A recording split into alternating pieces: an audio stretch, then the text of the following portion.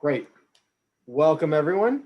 We are at 6 o'clock, so we have most of us here. Welcome anyone who's new, and welcome all our regulars. Thank you for being here. We are excited today to welcome Kaiyo whiskey, Kaiyo Japanese whiskey. It's a brand that I'm guessing most haven't tried, and I'm excited to try it with you. Joining us today, we have Ricky and Jay, and Jeffrey, the master blender, will be joining us at his availability. He's traveling through France right now. But we want to say thank you to everyone for being here. All of our tastings always start off with a few words from our president of the society. So David Donahue, take it away. Thank you very much, Vadim. To everybody, I think you've all been here before, maybe a few faces or not. Vadim will have a few kind of best practices for Zoom in just a moment before we get going. And to echo his comment, thank you very much for being here, Jay and Ricky. We're really looking forward to this. This is going to be really special, so thank you very much for that. And for everybody that signed up for this virtual tasting, we really appreciate your participation. These are probably one of the best kind of immersive experiences for trying new spirits, I think, anywhere out there that you can have. So thank you again to Vadim for all the hard work that I know you and your team/wife do. Thank you, David. So as David mentioned, we're excited to have you. Thank you to everyone for being here. Best practices for today: participate in the chat. If you have some tasting notes you want to share, you want to participate with Ricky or Jay, just make sure you mute yourself when you're done. We don't want to hear any background noise or kids crying, sirens going by. If you do forget, I will help you with that, so please don't be offended. Other than that, yeah, this is participation. We keep it small for a reason, so that we can all participate. Think of it more of a masterclass than a whiskey festival. So we're all here to learn, get nerdy with it. If you have any questions, toss them out. But for the most part, I will let Jay and Ricky drive this. So this is your show, but I'm here on kind of the back end to support you guys and watch the chat and help out as I can. Couple of questions as we begin. Can you give us the order we're tasting in? And yeah, we pre-pour. Okay. So the order that we're going to go in, the first whiskey that we'll start with, and just so you know, Vadim and David, I do have a presentation that I can kind of show as well. So if you're okay with doing the screen share ability for that. Now I think, because I've only done this a handful of times where I've been able to have full control. Does that mean I should be watching the participants to let anybody in that may not be in yet? So I should be watching. No, I got it. I got it all. Okay. You'll be able to share your screen. Yeah. Just when the presentation's done, just let me know so we get back to seeing everybody's beautiful faces. Because every once in a while somebody will forget and leave it on the last page, and we're just sitting here like, okay, we're just staring at the ending screen. No, don't worry. We can go back and forth because I do like to actually get to see people. This just being the times that we're in, obviously this helps very much so that we can still see some faces and enjoy sipping some whiskey together. In a perfect world, we would be face to face right now. So this obviously, does help with that. But as far as the order that we'll go in, we'll begin with the Mizunara Oak. So actually, we try not to call it the black label. We let Johnny Walker have that. But we're going to start with our signature, the Mizunara Oak. We'll move to the cast strength. Oh, wow. Following that. So the cream color label. Then we will go to the single after the cast strength. And then I do believe, and I'm going to be letting Ricky take the reins if by chance Jeff has not joined us yet. But after the single, we can get into the K&L. I figured save the peated for the end, unless I agree with you. But since Ricky actually is the one he's going to have this. I've been lucky enough to sample some port experimental casks, but actually not that particular one. So I know Jeff knows it well, so hopefully he's obviously signed in and ready to go and can speak to that one. But Ricky does have that able to talk about. And then, of course, we'll end with the peated as a final. But yeah, please, by all means, all the questions, keep them coming. I'm more than happy to geek out on any level, on anything. So please feel free to fire away, whether it be through just unmuting yourself or if we got the chat going. And if he gets too geeky, I'm here. I'm really simple. I'm just kidding. Ricky can be here to reel me back in case we're going too far off the deep end. But I'm assuming you guys are from what it sounds like, very, very into your malts and very into your whiskeys. So I know this is going to be a whole lot of fun. So please just, keep the questions going. And then I guess unless there's anything before we get going, we can kind of kick this off, and I can do a little bit of this presentation before we have our first taste, just to kind of some quick basics and a kind of intro of the company, and then we'll go right to the first pour. Should we pour the cast strength bottles to let them open up, or should we pour as we go? I would say if you guys have the glassware and if you like to have them, if you want to save a little bit of the first pour to go side by side, then by all means. I would say that's definitely not bad. But if you're only working with one glass, then whatever you guys have to suit for glassware. I think at this point, most of our members have 5 or 6 on the ready. I understand. I lost counts of how many. Yes, it is I did see that. It is the cast strength before the single. So and we'll get into the flavor profiles and why actually I prefer to have the single after the cast strength. And kind of why we take that line the way that we do. But yes, so the regular Mizunara oak, the cast strength, the single 7-year, the K&L port finish, single cask, and then closing with the peated. So I guess Vadim, if everything's all good, I'll turn the screen on and let's see if we can. Let's see. Oh, by the way, sorry. Brandon gifted me these a while ago, and I've been using them for just about every tasting, but I haven't been able to show off the logo on them. I finally excellent. showed off. Excellent. Check that out. These are the tiny little Glencairns, and it was my first time ever seeing those, so I was super excited. I've been using them because they're kind of perfect for these for tiny tastings. Yeah, he's been showing off. And so I've never been able to show off the logo because I try to be respectful of the brand, and so now I can finally show off the logo. I'm excited. Excellent. We were very excited when those got made for us, because I'm sure almost all of you got to be familiar with the Perfect Dram, smaller ones, but to have the true mini Glencairns, there's really not many of them out there. And they actually quite fit. I'm just looking at them right now. I have a couple like little Buddha statues that have like some tea light holders, for candles, but it's the perfect diameter to fit these mini Glencairns in. So they're holding whiskey glasses for me as opposed to candles. So I still think it's quite fitting. Awesome. I think Coleman had a question. Coleman?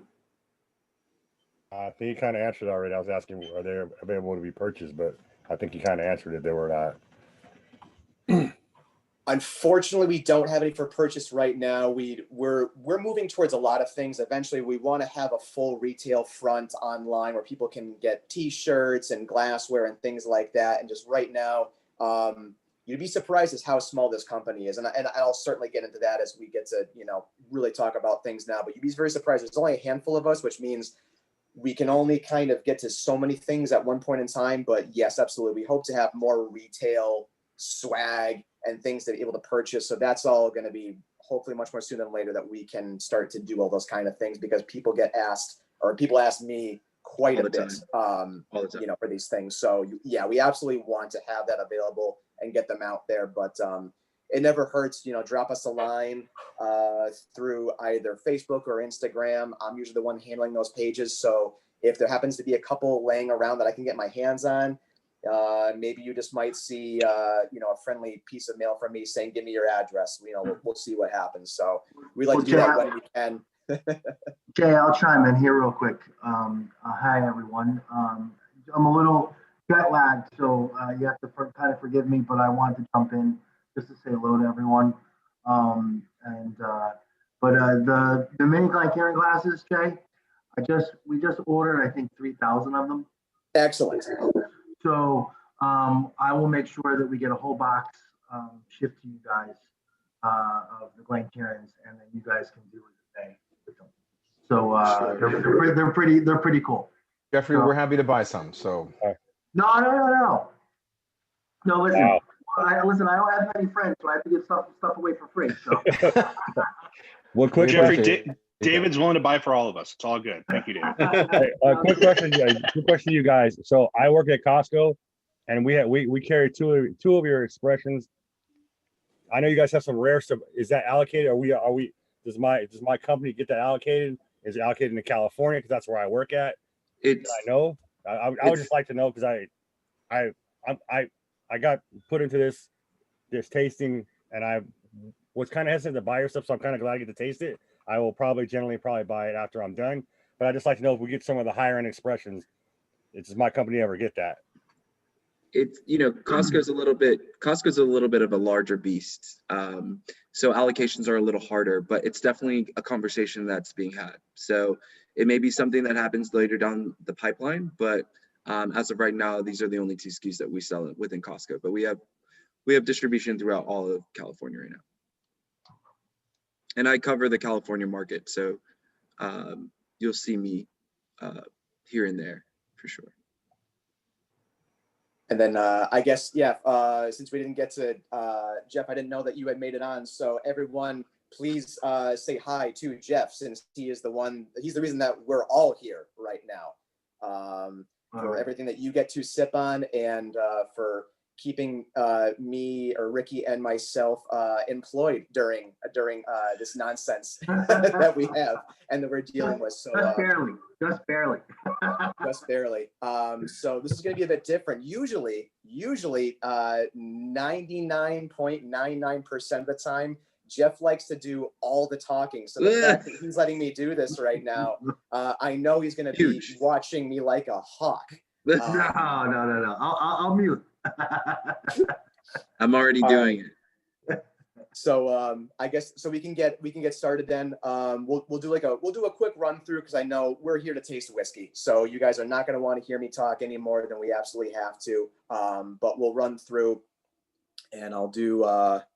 And if you guys want to get geeky about the whiskey, that's the reason I'm here. I'm just glad to be here. I didn't think I thought I was going to be driving to the Paris airport at this time. So I flew in just before, so I got a little time. So if you have any questions, feel free. That's actually our office. Yeah. So I'm in my office, and so there's there's a bunch of barrels just kind of lounging out. So I got some pretty interesting experiments going on. All right, let's get this show on the road and get everybody going here. So, all right,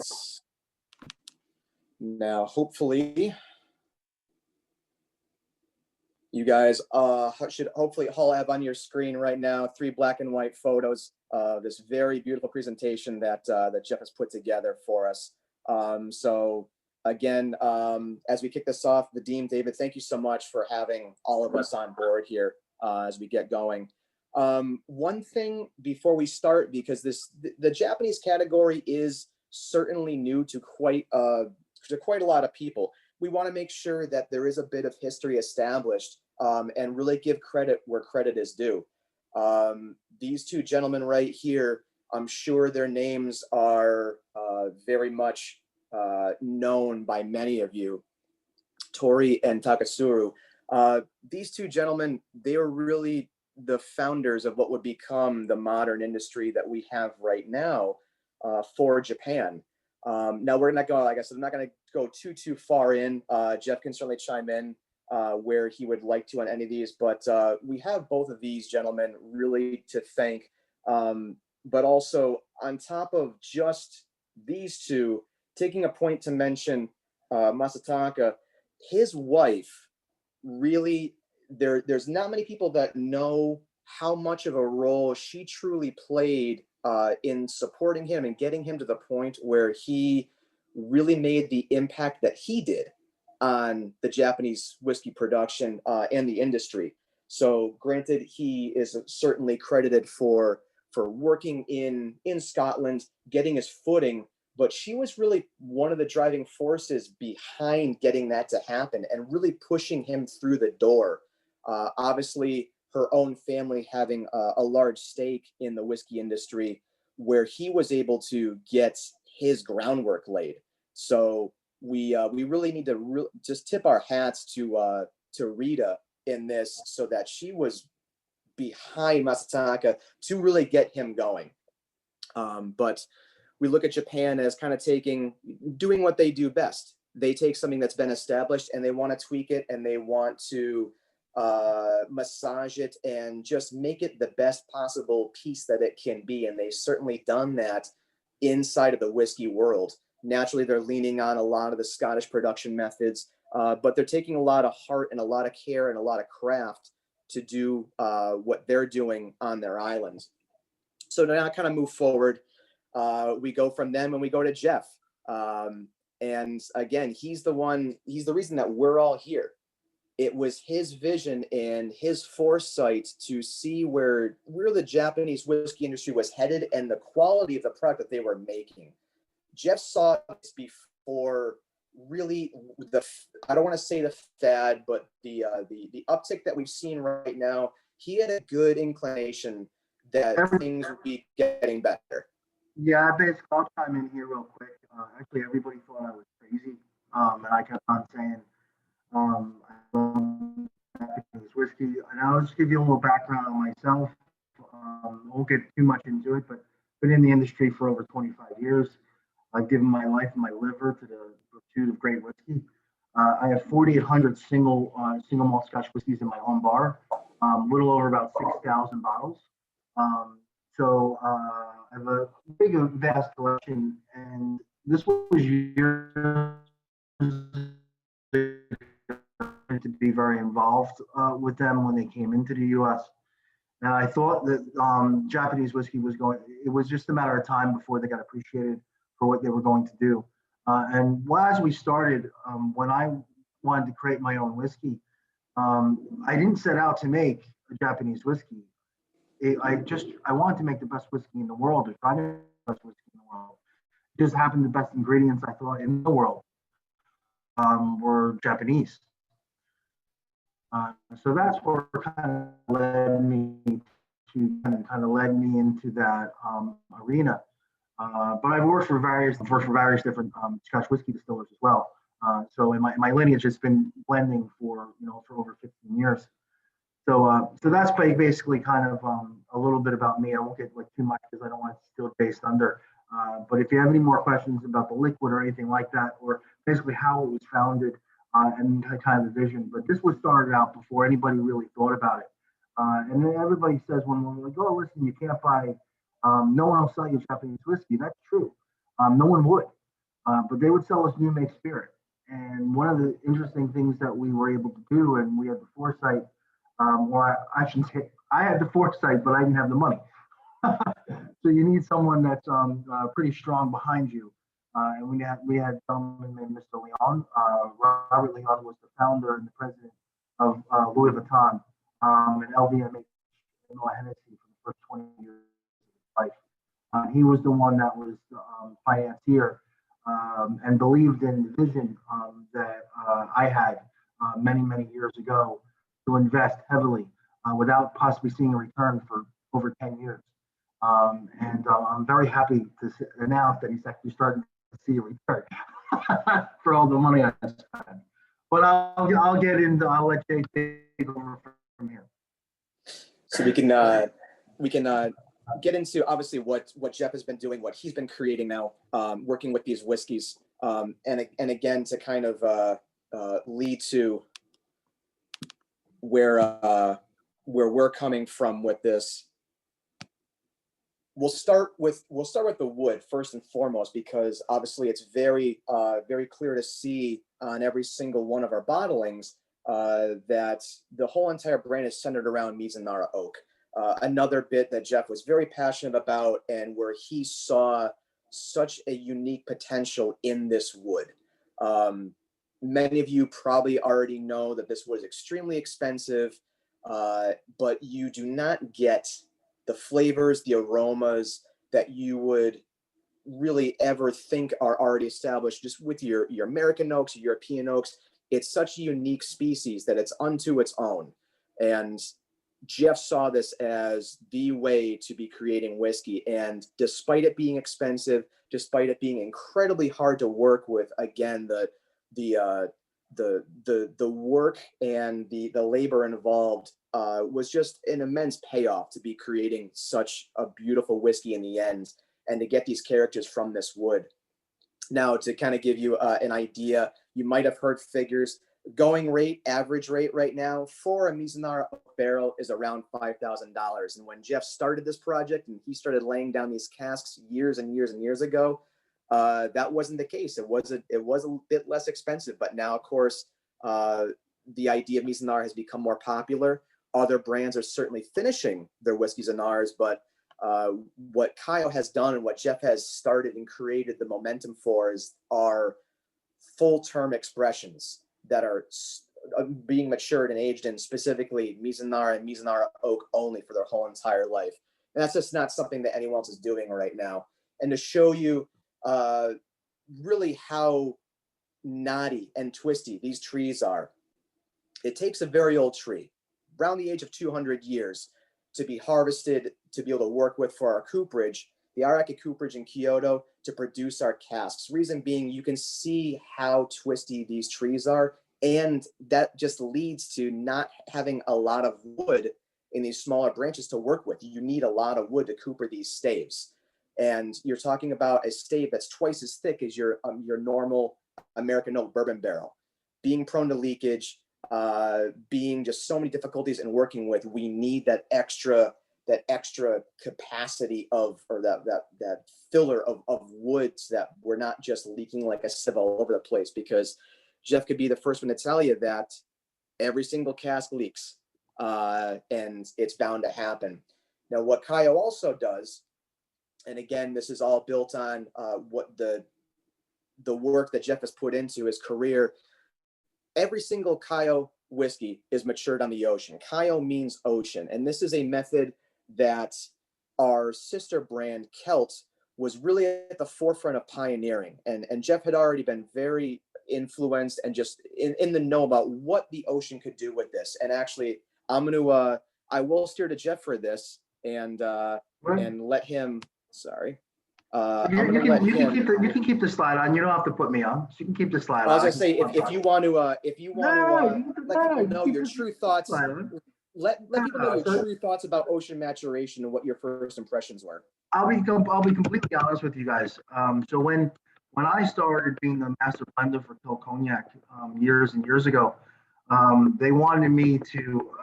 I worked with International Beverage Company. Where Bern Stewart, who's Bunahab and Deanson, Toby Morey. CL Financial, so I started working with rums and Angostura rum and all over the place. And then kind of cognac came on the scene that they needed help with cognac. And what fascinated me was this ocean maturation. Now, when I first looked at it, excuse my language, I thought it was a bunch of bullshit. I'm like, I actually didn't believe in it. And I said, listen, every cask is going to be different.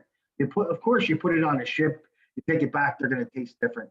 So I said, well, if I'm going to believe into this, in this process, I need to blend all the cognac before it goes into the vessel.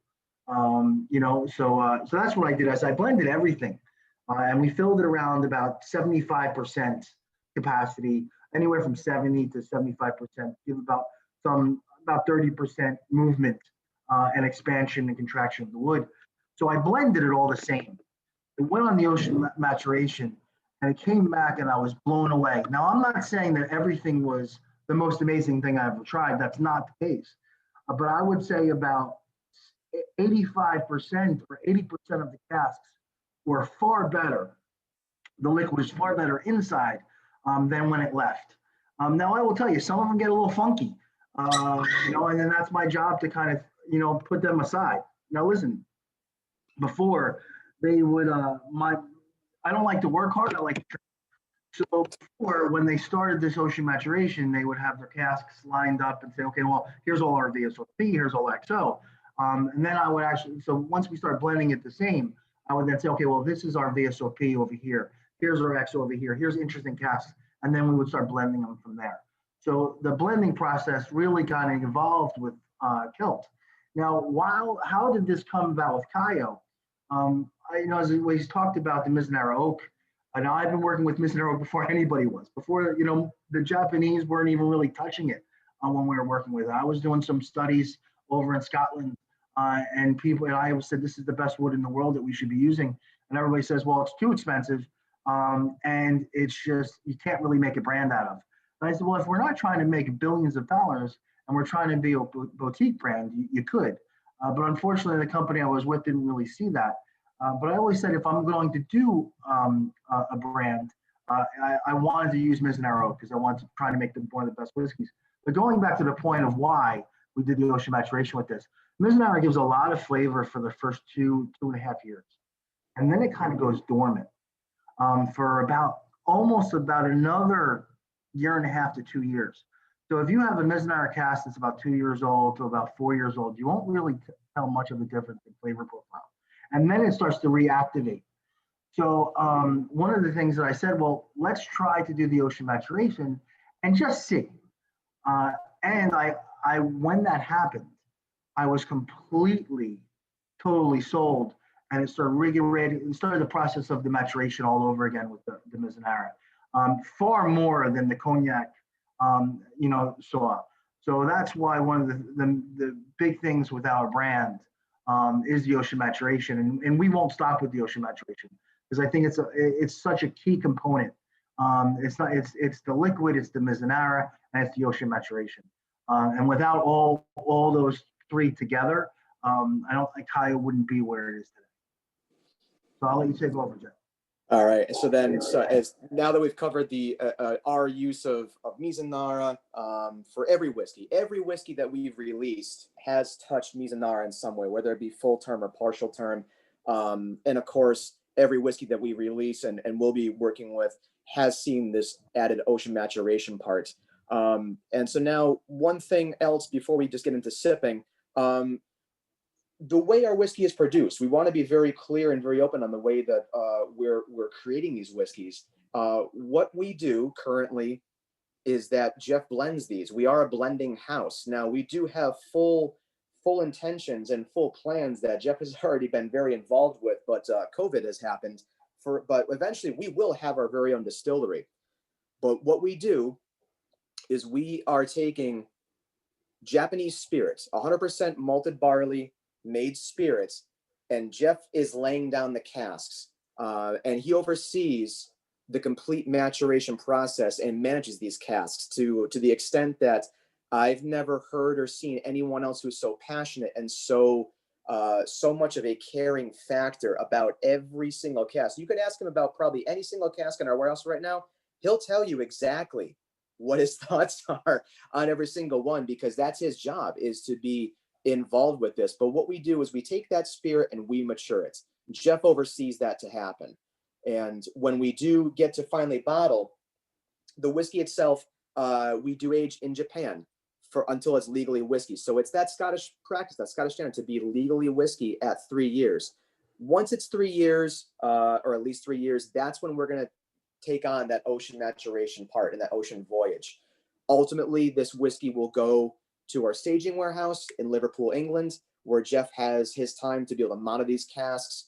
We have our experimental casks there that he can play around with and create all his kind of crazy, mad scientist ways about them. And when we go to bottle, we are unchill filtered. It's something very uncommon for most Japanese practice and most Japanese production. But coming from such a heavy Scotch background where Jeff has worked, and I've certainly wholeheartedly agree that you get a body and a character and a mouthfeel when you do not chill filter that is certainly, it can be missed at times. There's some beautiful whiskeys out there that certainly can be chill filtered and are chill filtered, but when you do not do that, you're leaving room for some really, really great stuff. And we get some questions a little bit about our signature, which is our 43%. that we don't chill filter it, and it's at 43, and normally people say it needs to be at 46. And I always say, I'm a big Glenn Farkless fan. And I'm like, if it's good enough for Glenn Farkless, it's good enough for us. And I just liked it at 43% better when it was chill filtered or unchill filtered. And that's kind of where we kind of laid it, that's where it kind of started. There's no rhyme or reason in terms of the strengths that we have. It's what we decide, or what I decide is what I like at that moment. So the signatures landed at 43%. The single landed at 48%, which is our least expensive, and vice versa. So it's the liquid needs to speak to you, not the other way around. I never look at if we're coming out with a SKU and say, well, it has to be this percentage. Now, I will tell you, the investors would love everything at 40%. But if I do anything at 40%, everybody here can beat me up and fire me, because that'll never happen. But I'll let Jay take it over. I figured it was a perfect segue into this first whiskey. And actually, I guess just since I can't see everybody's screen right now, Vadim, David, are there any questions that have popped up that anyone would like some more information on before we do dive into this first whiskey? I think we're good for now.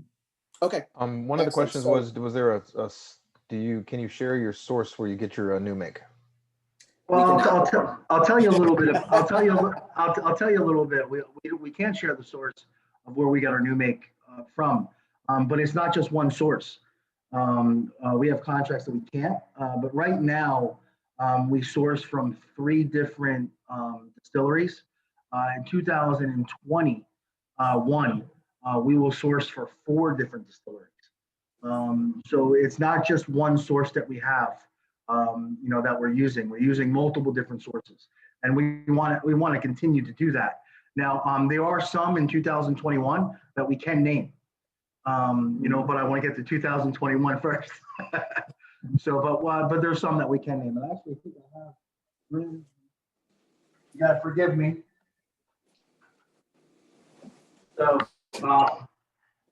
So this is a bottle of a new mix spirit from the distillery. Let me turn the screen share off, Jeff. Oh, okay. Okay. So this is new Japanese distillery, or this is Japanese new make, and everything the Japanese new make that we buy. Let me make it very clear that they're our specs in terms of what we want the cut to be. We're very specific of that. So it's not just something coming off of their stills, it's their product. Been very strict about that. But here's new make spirit. Basically, it's actually 1 month old spirit that was just sent to me that from a distillery in Japan that we're now sourcing from. But we source from 3 currently now, and we just have another 10-year contract with another one. But I'll go. Jeff, can you talk a little bit about the cooperage? The cooperage is Ariake cooperage, which is kind of the finest cooperage in the world. It's very tiny and small. And when people talk about Mizunara casks, we're basically their largest customer. We buy more Mizunara casks than basically anyone in the world besides Yamazaki. Yamazaki has their own cooperage for these casks, but we basically have more full-term Mizunara casks laid down than almost anybody. So that's one of the kind of unique things about us. But Ariake does everything by hand. They're very old school in terms of a cooperage. You don't really see a cooperage like that anymore because everything's kind of scientific. Now I will tell you, I like a toast level between about a 2.5 to 3 toast level on the Mizunara. But you really kind of don't know because there's no scientific fact. They just put it on there and they kind of count. And then if someone's counting slow or someone's counting fast, there's no computer that's actually doing it. And that's kind of the beauty of Ariake, where we get our casks. Now I will tell you some of the other things too. They're so talented in what they actually do that there's certain casks that we were able to ask them to make for us that have never been done before. That they have made for us, and that we've laid down some whiskey in that we'll be launching in this year, next year, and the following year. So it'll be quite interesting. Space will be. Oh, we got another question. Jeff, when you say that they're making new barrels for you, are they different sizes or are they different sort of combinations of wood of the Mizunara? No. Well, when I would say they're making new barrels in terms of they're using different woods. Different. Okay. They're using different woods. So we are going to be, now listen, I will tell you, not every experiment works. I mean, I got one right behind me that I wouldn't give it to my worst enemy. Actually, that's not true. I would, but I wouldn't give it to any of my friends. So not every experiment works. But a lot of the things that we've been doing, especially with Ariake, working with Ariake, like they want us actually, because of how innovative we are and how meticulous we are with picking out actually the wood and the staves that we have, picking out and making the whiskey and the things, they actually want us to put our names, put their name on our bottles on a series. So we're actually be coming out with the Ariake series of different casks that were made specifically for Kaiyo, which we're pretty excited. And that'll launch probably 2021. And Jeff, you said everything's a single malt or 100% malted barley. Are you Everything's 100% malted barley? Yeah. Are you? You know, where are you getting the barley from? Is it Japanese barley? Does Japan make enough barley for that? Well, listen, they don't make enough barley for that. So Okay. I would love to say, if I tell you it's all Japanese barley, that would be a lie. But if I tell you all Scottish barley comes from Scotland, that would be a lie. They basically are buying the barley from various different countries to make their. The only place I will not accept barley from, I will not accept barley from the United States because it's completely different strands. I won't any South American companies I won't accept barley from. But any of your Scandinavian countries, any of your European countries is where I think barley for whiskey seems to be the best, and I'm very happy with. But So- we don't really dictate that to the distributor or to the distilleries. Now, when it comes to the peated, we're a little bit more involved with peated because peated that peat comes from Scotland. So that's smoky barley comes from Scotland. I think I saw a comment come through. I know we got some thirsty people right now that may not. Oh yeah, drink. They may not have gotten there first yet. So I know those have been waiting so patiently because the patience, young grasshopper. Yes. The interesting thing is that Jeff likes to talk, and I do too. So you put both of us together, it's bound to be an event. I know we're going to be drinking, and I've been up for 24 hours, so it's even worse. All right. Let's get it. All right. So let's get back. Let's see. Hopefully this is popping back up here now. Let's see. There we go. All right. So now we're rolling. Now hopefully everyone's screen, if I shared this correctly, is on our very first whiskey, our signature. As Jeff would say many times to everyone, all of us. It's not on the signature. It's on the first slide. I got the first slide.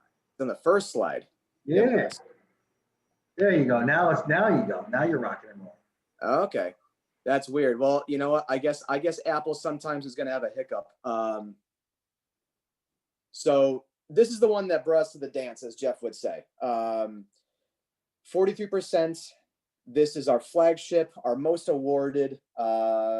This whiskey has done massive things for us. It's just what kicked everything off. It brought us into a whole new realm of just being seen on a shelf and being recognized, because last year Whiskey Advocates named us part of their top 20 whiskeys of the year for 2019. We were number 14 out of 20, the highest rated Japanese whiskey that they had reviewed for that year. So that was quite a big thing for us. What you have again is a full term Mizunara matured whiskey.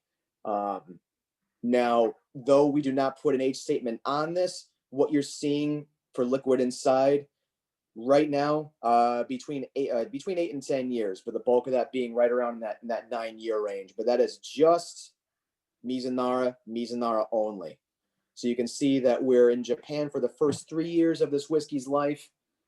Then we're taking it to sea for 3 months, and then finally for the last bits before bottling, we have that additional time of roughly about 6 years.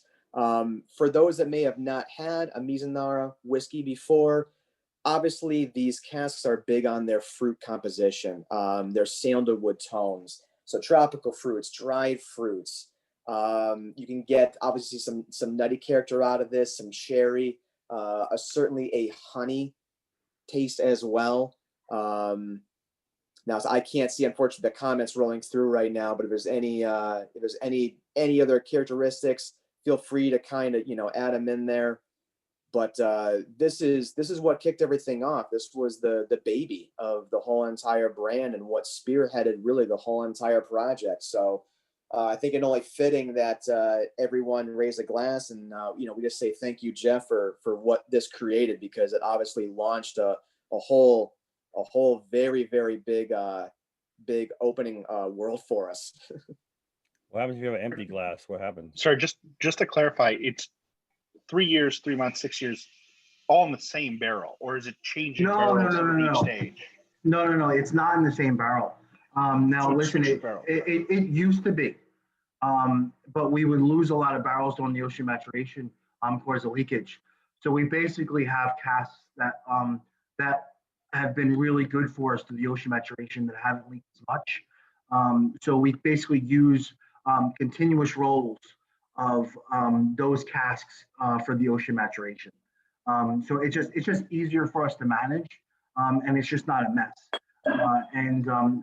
With the company being small, it's easier for us to control the flow of the liquid, and we can actually say this whiskey went into this cask to this cask, but we're not batching anything together.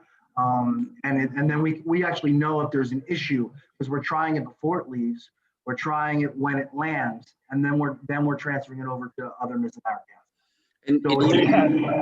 So you have some barrels in Japan, you have some barrels on the ship, and you have other barrels in Scotland. We'll rotate them. Sorry, so they'll go in new barrels. We'll put everything in new barrels, then we'll rotate them. So those old barrels that we had, we'll then ship them over to Liverpool. So we keep on rotating the barrels. So there's a constant new Mizunara and old Mizunara, that we're constantly cycling around. The first portion of this is always first fill for the most part. Yes, it's always first fill.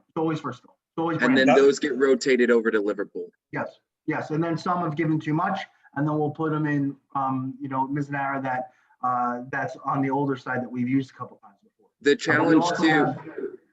challenge too is the air maturation, because of the contraction and the expansion.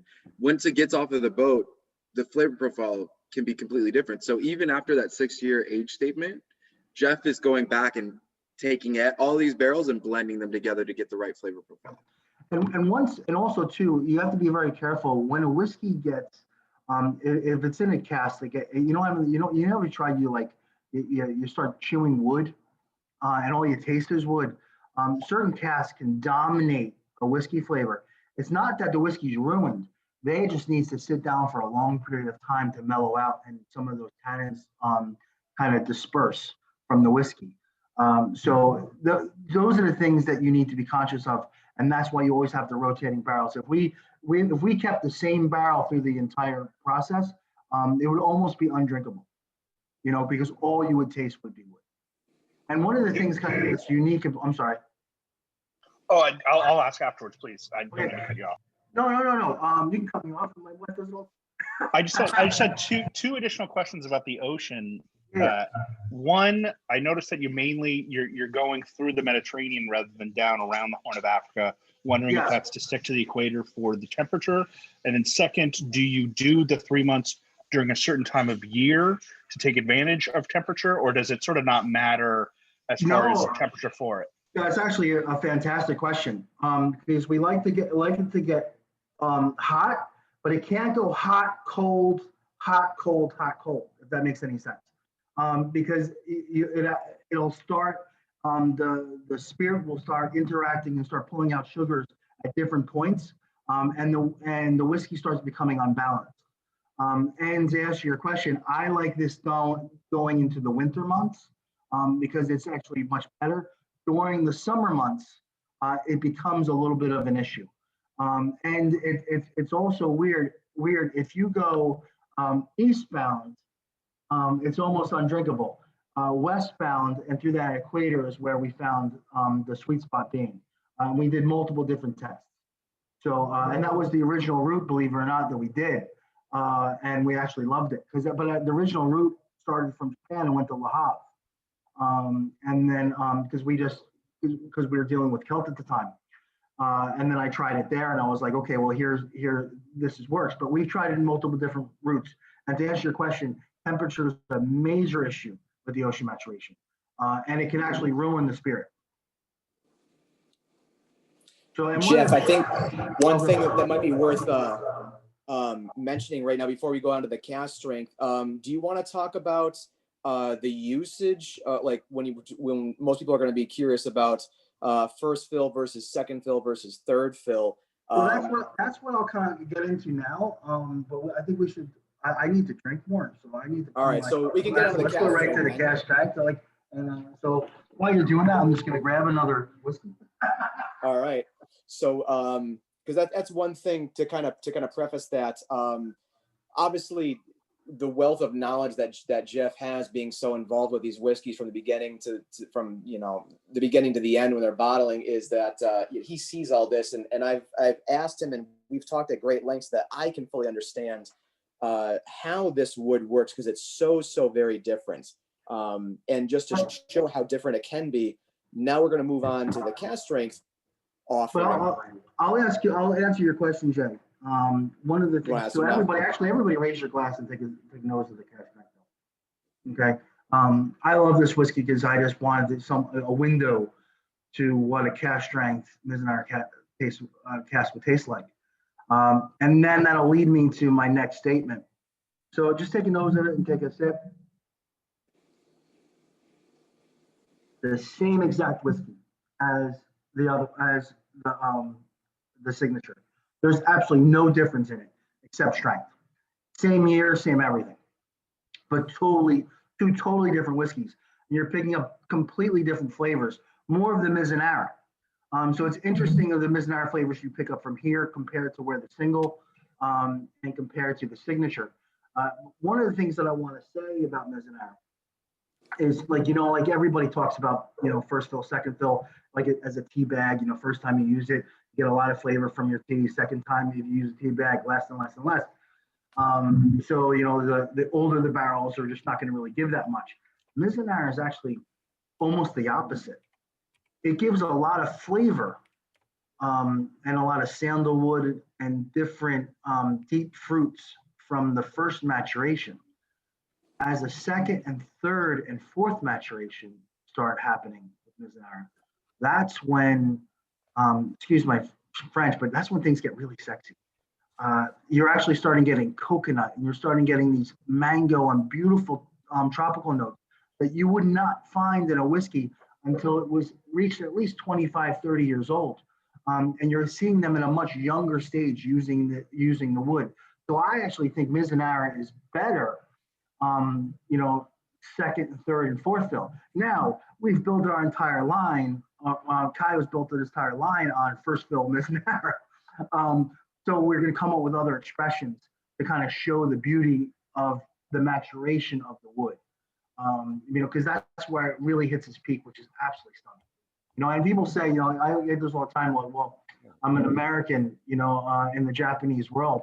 And I kind of say that was, you guys all probably know who John Glazer is, someone that, I highly respect from Compass Box. He was a Minnesota boy, jumping in the Scotch whiskey world. Now I was, I wanted to jump in the Japanese side many moons ago, and kind of fell in love with the spirit. And that's kind of what led me to, it was not to make, like I said earlier, it was not to make a Japanese whiskey. It was to make one of the best whiskeys in the world. It just happened to use, and the best ingredients I thought were from Japan. So I'll let you go, Jay. So I'm actually just kind of curious. We have the notes that we tend to get out of this whiskey. Me personally, I actually find this whiskey has a very definitive herbal character, almost as in a tea-like character. So some of you might be finding that with this that wasn't, say, as prominent with the first whiskey we had with the signature.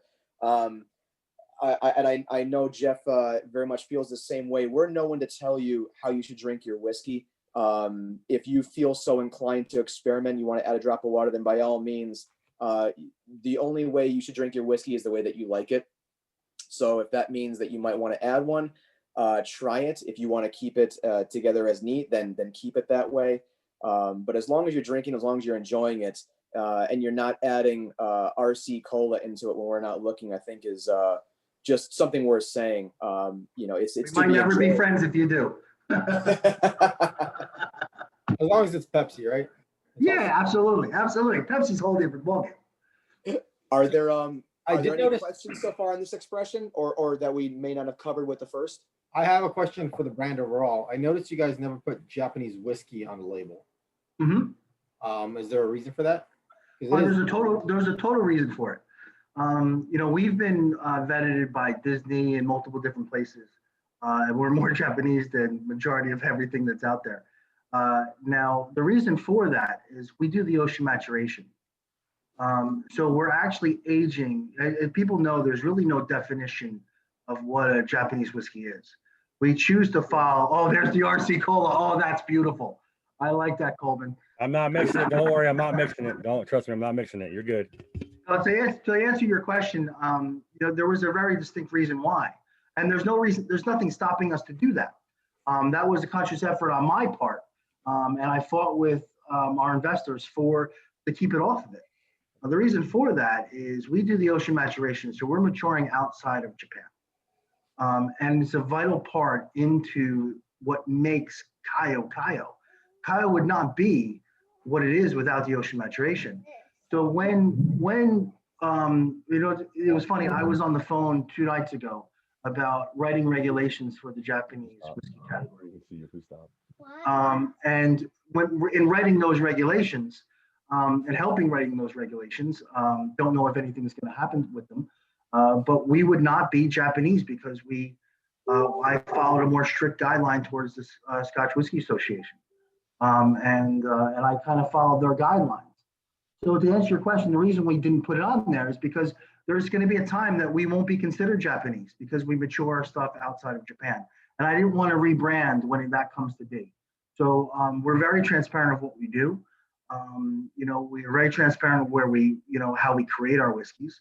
Our whiskey's not for everyone, but we're trying to make the best whiskey in the world, regardless of origin. I always said there's not a latitude or longitude that defines where we're from.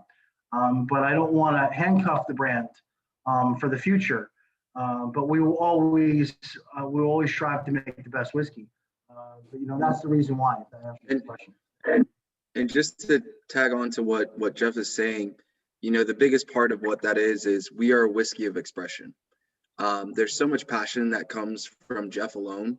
Everything that he creates, the innovation that comes behind it. He mentioned John Glazer, Compass Box. I've had the pleasure of working with many of these people. I have the utmost respect for many master distillers, many blenders, but there's something to be said about what you're going to taste through here. And here's the thing. I don't mean to cut you off, Ricky, but I'll say one point. We definitely could put it on the label. Just because you can put it on a label doesn't mean it's right. And that's kind of a thing. And we're very big with me in terms of, my path through Scotch whiskey, through Japanese whiskey. Just because you can do something doesn't mean you should do it. And you should be as transparent as you possibly can with making your spirit. So we hold our brand to a higher standard. All right. Is that? I guess that means we can move on. Hopefully my slides are working right, because I was not aware that the slides weren't lining up before. Hopefully right now we're on the single. Is that showing for everybody? That's showing for me. I think I got the old single. I think it's a new single.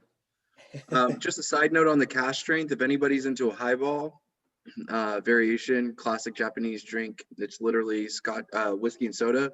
The cask strength is the best in a whiskey and soda, just because of that that alcohol level. It really holds its own, doesn't get lost in it. So typically we hear folks say, especially from the Japanese side, that, the lower proof non-cast strength, that like the Toki, for example, is what they would recommend in a cast strength or in a highball. That's it's the first Pat, time what- I've heard that. Hey So Pat, what part of Japan is that at? Because where I'm at, the higher the better, brother. I'm being dead serious. I'm with you. I'm with you. I'm with you. Listen. No, I'm being dead serious. I've been to Kyoto, plenty of places, and they said every time I've asked, they said the higher the better. Maybe it's later on at night, and you had it earlier at night. The higher the better. I'm just being. Well, I don't want to talk about another brand. A lot of times they'll go lower because they're making more money from it. So Yeah. House of Centauri, House of Centauri, for example, was the one that recommended, and also their brand Listen. reps in the U.S. They're the ones that recommend Toki, for example. Yeah. They do the lower stuff, and the other stuff we should have, neat. Well, So- this is a great question. This is a great statement, and it kind of leads into this whiskey that we have right now. So Yes. here's the single. Now, I made this basically because if we did everything in Mizunara Oak, we would go out of business because Mizunara is so expensive. So we need to come up with other things and other solutions. So this is done in bourbon, but I wanted to finish it in Mizunara. But we also wanted to hold up in a highball and hold up in cocktails. So I purposely made this at 48%. Because I like a higher strength in a highball, and I thought it would be more versatile to be used. Now, listen, every whiskey that you're going to have here today, one thing that I always try to do as a blender is, you'll see it more on the peated side, is we try to find balance from the beginning to the end, and that's kind of my. If I have a calling card as a blender, I try to do balance from the nose to the mouth to the finish. And it's very important. And that's kind of why I fell in love with the Japanese category, 20 years ago, is because of that balance. And it was just it resonated with me quite a bit. But I'll let Jay go talk about this. And Jay, before you start, just to answer that question, Pat, a highball is meant to be enjoyed. The best part about a highball is put your whiskey in the freezer, put your club soda in the fridge, don't do any ice, pour right over. But the thing is it's up to you. What you enjoy is what you enjoy.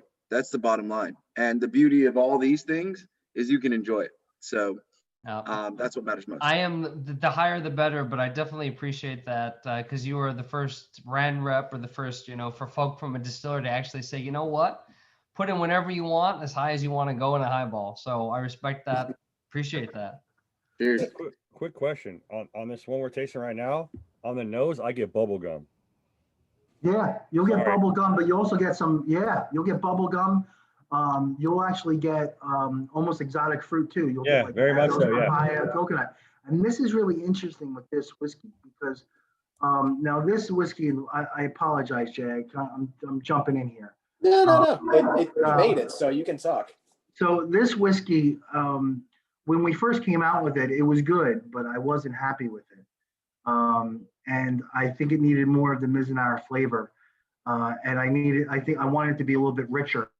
So, this basically, if you look at the casks that were in front of you, the fourth maturation was done in old Mizunara. And that was basically 3 weeks, okay, at the end of it, 3 to 4 weeks. Now, I said it needed more. So then I basically said, okay, well, we're going to put it in new Mizunara for 6 months. And then I liked it, but then I kind of wanted a sour note to it. So I'm like, let me get some really good first fill Tennessee, these Tennessee Dickel barrels, to give it some kind of an extra layer. And then so the single is probably our most expensive product in terms of the maturation, in terms of what we do in the different casks. But it was just involved. When people say a blender's job is to create a whiskey, make it consistent every time. I think that's complete bullshit. I think a blender's job is a job that every time you open up a bottle, it's better than the last.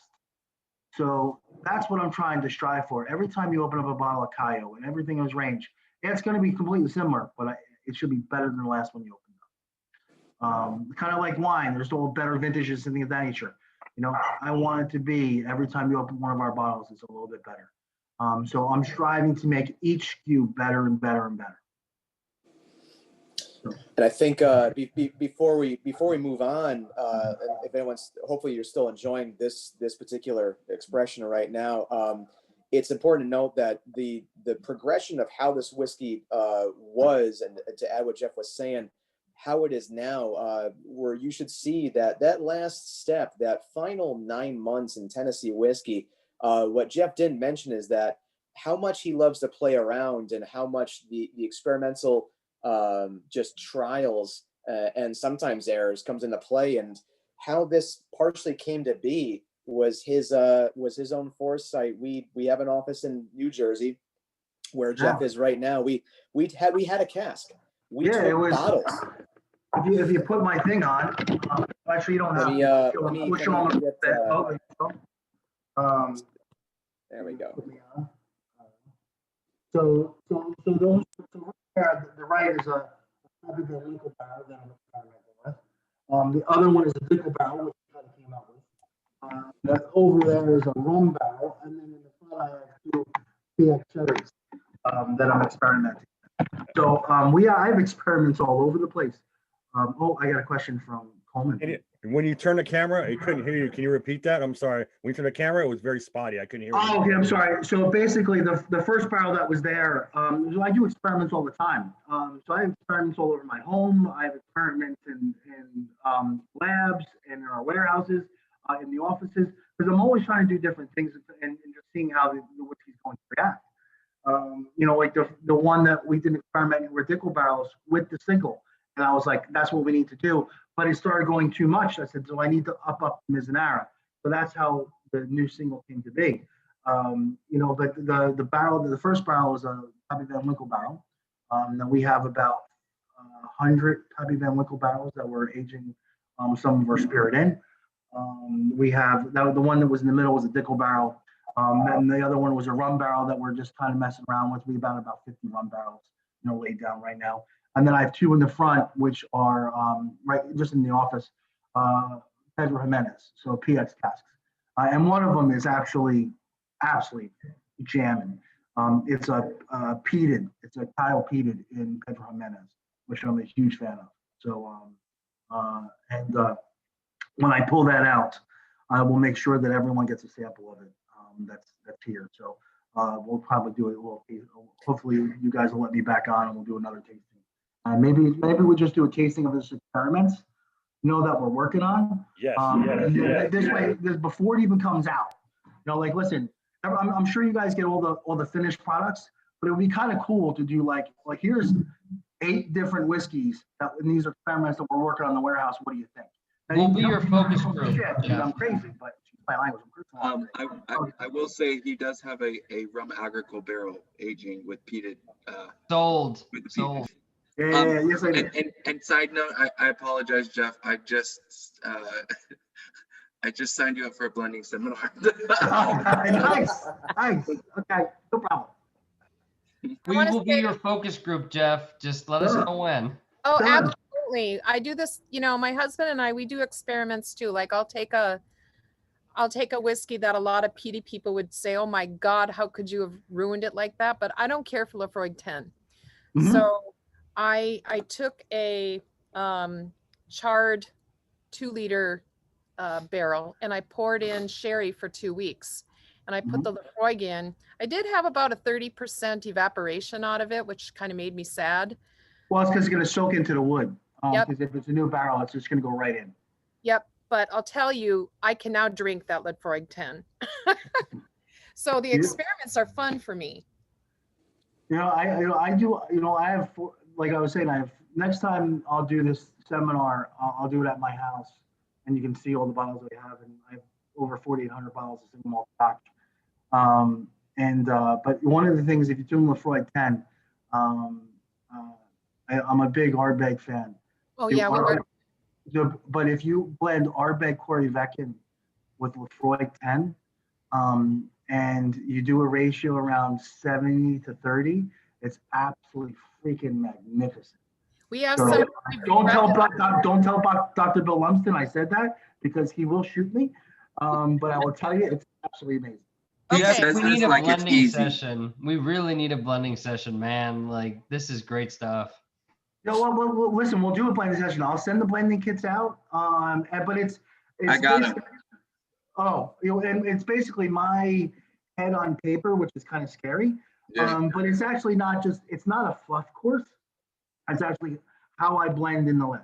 And I'll teach people. Like, I got a phone call today from somebody that has a distillery, and they're trying to blend, and he's like, "Can you just give us a course?" I'm like, "Just come to any one of the courses. They're all the same."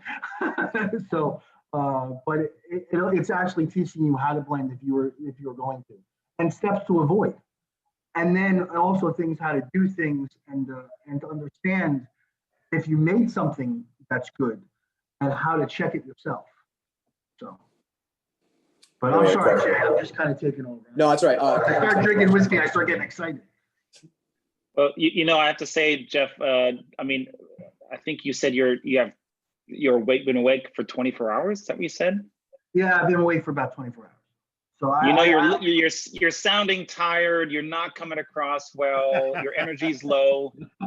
He's offering blending sessions. Something must be wrong. This is all falling apart. You need to shut him up. I have to be honest, I'm really like loving your energy level and kind of your direction and style about this. Like, I have not had too many of these virtual events, but everyone's really awesome. But there's something very different about your approach, and I like the word transparency.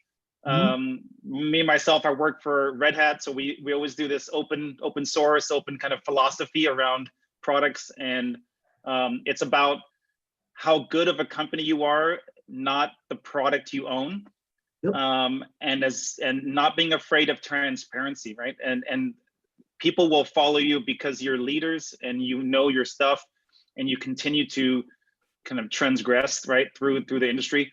But you don't need to hold on to a product and secrets, right? As much as others. And I get that feeling from you. It's pretty amazing, pretty unique. So I'm really loving it, and I like your products. Yeah, Jay, people always talk about, distillers and distillery, but honestly, some of the best sessions we've had, I mean, we had Pinhook, and we've had like some of the best sessions we've had, the best conversations, we're nerds. I mean, I'll admit it. Yeah. We're nerds. Like, the best sessions we have are with folks like you who are blenders and like are craftsmen and like mad scientists. There it is, like, mad I mean, this is what we love. So like, keep doing what you're doing, because whatever you're doing, it's working. Yeah, we like it. We like it. We love it. And listen, I'm pretty excited. I'm pretty excited about doing. You guys are talking like this is the last pour. We have half a tasting to go. Stop telling it like. All right. Okay, let's go. You're shutting them off already. Let's go. Coleman, what's up? So we already passed the cask strength one, but I want to go back to it because it changes for me every time I taste it. I get the light char from my nose, the heavy stone fruit, but it has a boldness to it that's not overpowering. And when it hits the palate, it's nice and it's just light. I love this one. I really it's love a very deceiving 53%. Dude, I'm telling you, this is a winner right here. I tell you, echo what John and Pat said. I agree with you. They're using certain words. I like the word passion.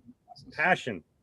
It's my grandfather said, I'm pretty sure you would do this job for free. You could see it in your face, 24 hours. I see passion. Passion, love for what you do. Yeah. And I think everybody in this room can appreciate that. Your coworkers appreciate that. The guys under you. It's passion.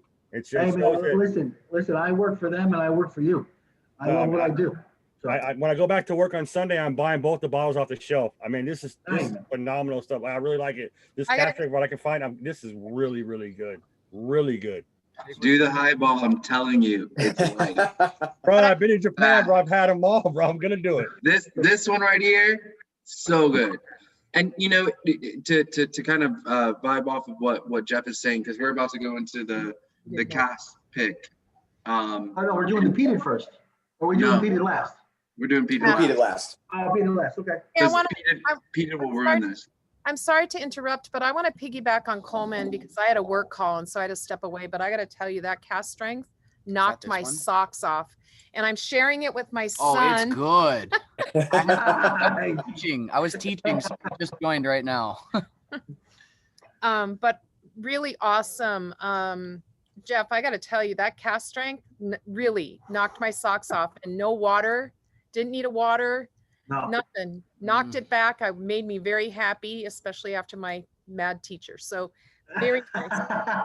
Well, listen, if you're going to come out with, at the end of the day, if you're going to come out, with a Japanese whiskey, and a cast strength one, it needs to be balanced.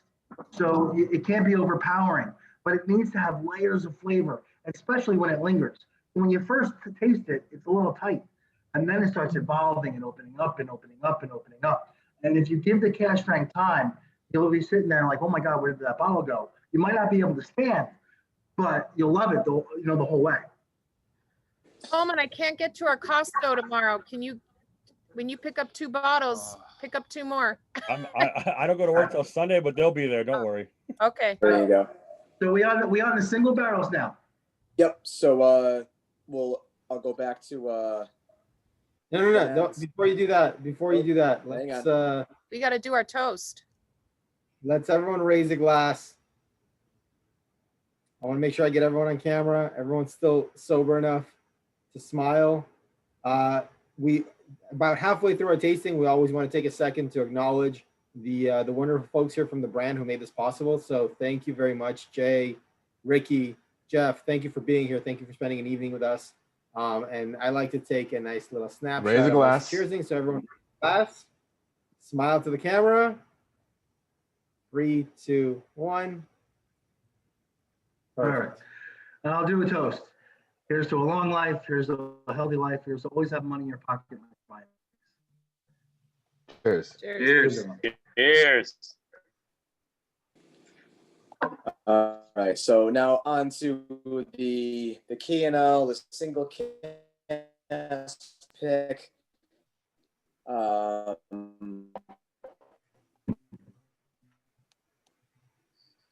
Ones that kind of so hopefully, they were the ones that kind of started the Single barrels. yeah. Yep. Yep. No. And basically how this came about was I went to K&L. I had my bag of whiskeys, and we're pouring the whiskeys, and I was just having a good time. And I said, hey, I got these samples. Let's just try them in my bag. And he's like, I want that. Quarter ounce. So, and that's basically how the single program actually came to be. And it took a long time to get their barrels. But this was kind of unique, and they were the first ones to actually have a single barrel. This club is fun. So the first one, so now they're both at cash strength, and they're a little bit bigger than our regular cash strength, because our cash strength we're taking after the ocean maturation and everything. Some casts are at 52, 51, 55, 56. These 2 casts were a little bit higher, so they were at 56. And this whiskey, both of these were a little bit different. The first one was, basically, were you doing 43 first? Yeah, these guys only have the port, Jeff. Oh, they only have the port. Okay, I'm sorry. Well, let me finish this one and then I'll drink the port. All right. So they had one that was straight, which I was just having, which was very similar to our cash strength, just a little bit more spicy on the back end. But this one was quite interesting because I basically had a leak. A barrel was just leaking like a sieve in the warehouse, and I had a Port Ruby pipe sitting there. So I basically pumped it out into the Port Ruby pipe. And I just basically kind of forgot about it.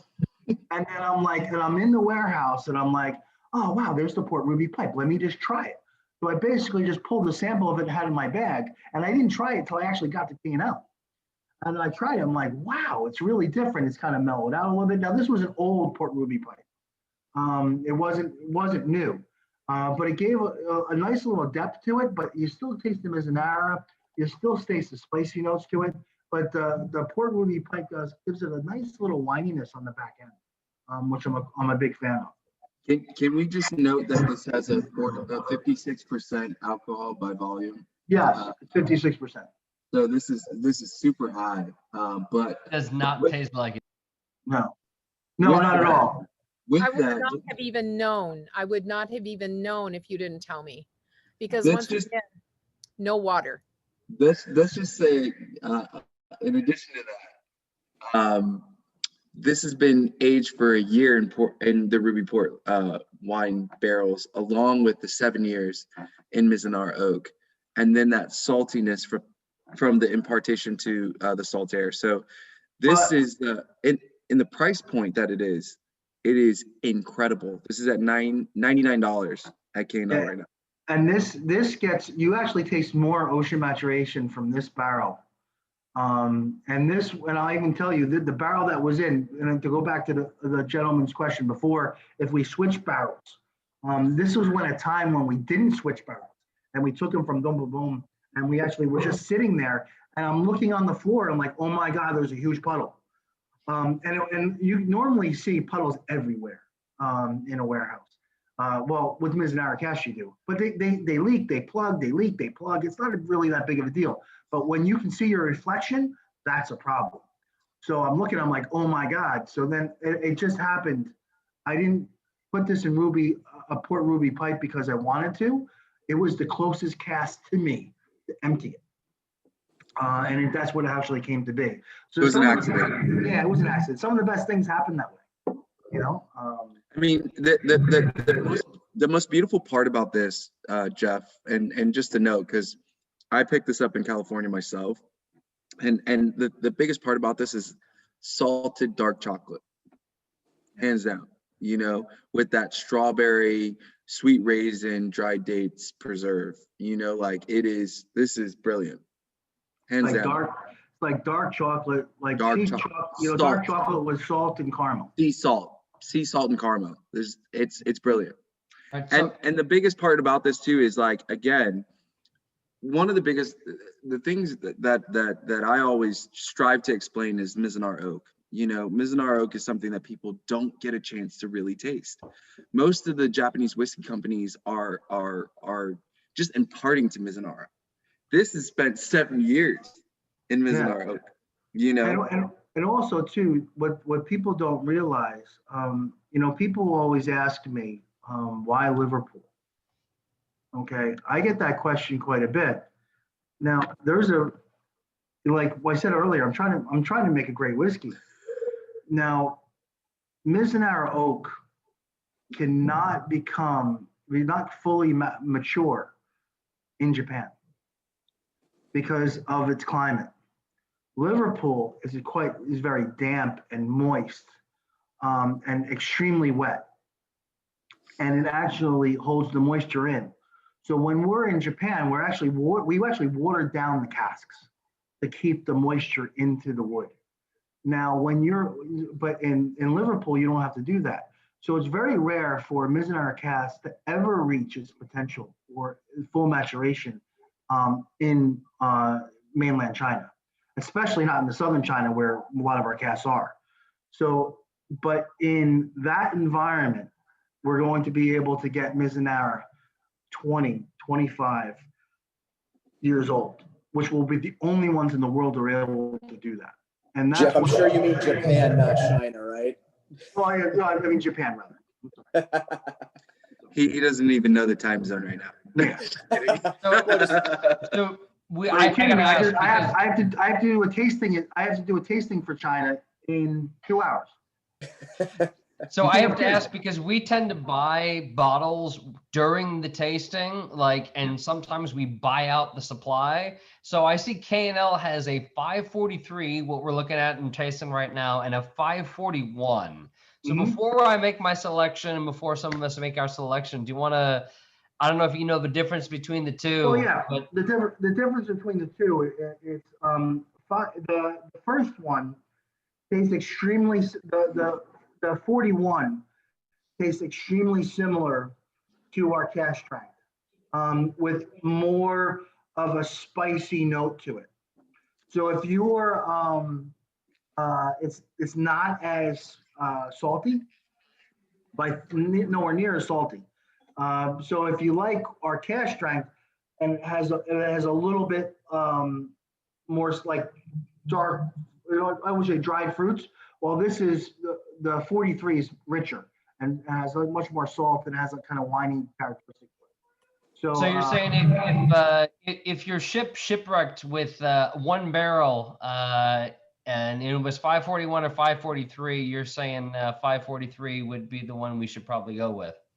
If it was me, I'd probably say 43.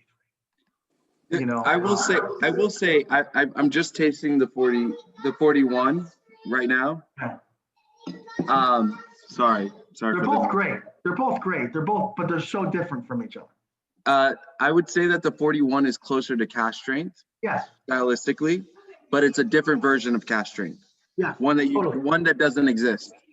Totally. And then 43 is more like, again, that ruby port barrel. It's the distinction between the two are incredible. So, they're both incredible. 43 is where it's at. I will say that. Accident in the making. Yeah. That's the way it was. That's the way it happened. But 41 has a little bit more salinity in it than the cast does. I'm sure a good amount of us are here because of an accident. I have two questions if I can. One, Jeff, if you could, you said you would, and we're about to do our last one. If you could just tell a little bit about your background so we know.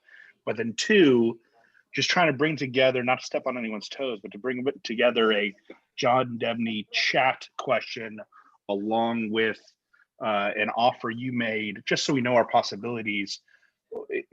Would it be possible to combine a barrel pick with an experimental tasting? That is, where you would go, hey, you could have a barrel pick from one of these 7 or 8 experimental barrels, and it's which one do you guys like most? Here you go.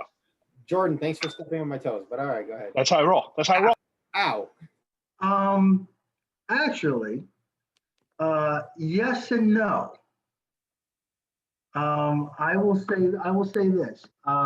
Yes, definitely we can get some expressions and we can do a barrel pick. Not a problem, absolutely. But I want to send you some samples of different things that I'm working on. And I would like it to be brutally honest. And if you like something, tell me. If you don't like it, tell me.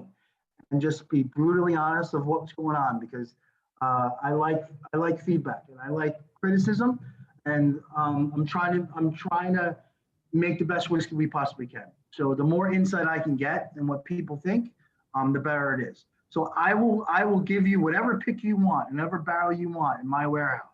The only thing I ask is I'll send you a bunch of different crazy samples, and then you just be brutally honest with me. If you love it, tell me you love it. If you hate it, tell me you hate it. If you're offering like 12 samples, I'll sign up right now. You let me know. We can make this happen. Jordan I'm with you right there. I'll totally do it too. Dude, Jordan delivers to us, so I'm in. I don't know who these people are. Jeff, That's it. I would deliver to the west side. I got it. I'll deliver to the west side. So I'm gonna jump in just because sometimes we got to make sure that Jeff doesn't offer every single shirt that we're still wearing. I was just about to say the same thing. There's obviously a lot of logistics and a lot of things that need to happen to make these things, to get these things in order. Now I have no doubt that Jeff can provide everyone here with the casks, but just so it's completely clear, we still need to wear some shirts on our bodies. So listen, so Jay. we can definitely get you guys casks, but there obviously is a lot that goes in to be involved with that right now. So we need to make those things happen the right way, because as we're getting ready to launch our own single barrel program, the hoops that we all, and mainly Jeff, I say we, but mainly Jeff, have had to jump through just to get this to happen have been, I want to say, almost obscene. The lengths that Jeff has gone to make sure that these single casks that we're ready to launch are happening are crazy. So he's prepared to walk through fire for you guys, but we just got to make sure we all do it in the right way. You're like the guy that said there's no Santa. Come on. No. I'm going to make wild promises. It's up to Vadim to make it happen, to be clear. I'm just setting up expectations very high. Good luck, Vadim. No, listen, and I love this stuff. So I want to do it, and we'll send the samples out to you. But I think what we do is in the next 2 days we come up with dates. So we have a date in mind. We'll get some samples to you, I'm- and we'll make it I'm- happen. I'm just going to interject here because I live here on the West Coast. Jeff and Jay both are on the East. But, you know, I'm going to be your point of contact for the most part for all of this. And I'm here to support all these parts as best possible. So we will make anything happen. And we're happy to work with you guys directly in any capacity that we can. So that's where we are. I'm excited for everything that we're about to do. For me, I travel to the California market at least, you know, as much as I can. I'm happy to go more often than none. So if there are things that you're looking for, it being, you know, a barrel select versus a private blend versus, you know, to taste through certain things, let's talk about it. You know, we're happy to involve you all. The sky's the limit, Yeah, nonetheless. and but I didn't fully answer Coleman's question because he asked a little bit about me. Oh, Is that Cole? wasn't me. That was actually Jordan, actually. That was Jordan. Yeah. Okay. I'll get a little bit of background about me. I basically I started drinking whiskey when I was quite young, about 14 years old. It was the only thing my father never locked up. So I acquired a taste quite young. And I still remember drinking basically almost a half a bottle with my buddy. And we're like, what do we do? We'll you know, because my father's going to find out. So we filled it with water and food coloring. A couple of days later, my father started yelling and screaming. True story. So you can see have you ever seen my dad or meet my dad? He's the most scariest person you've ever met in your entire life. I heard him yelling and screaming, and I hear him going up the stairs, and my older brother got the biggest beatdown of his life. That's a true story. So, but I started getting into whiskey when I was about 19 years old. I started collecting whiskey when I was 19.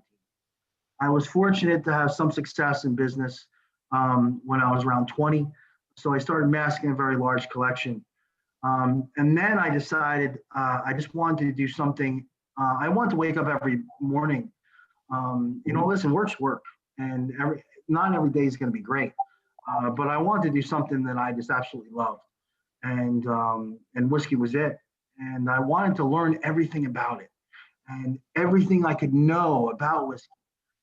So then I started bumming around Scotland, and then I started, you know, I was very fortunate to work with various different companies. With, you know, I did some work with Moët Hennessy. I did some work with, the Macallan. Did some work with the Glenlivet.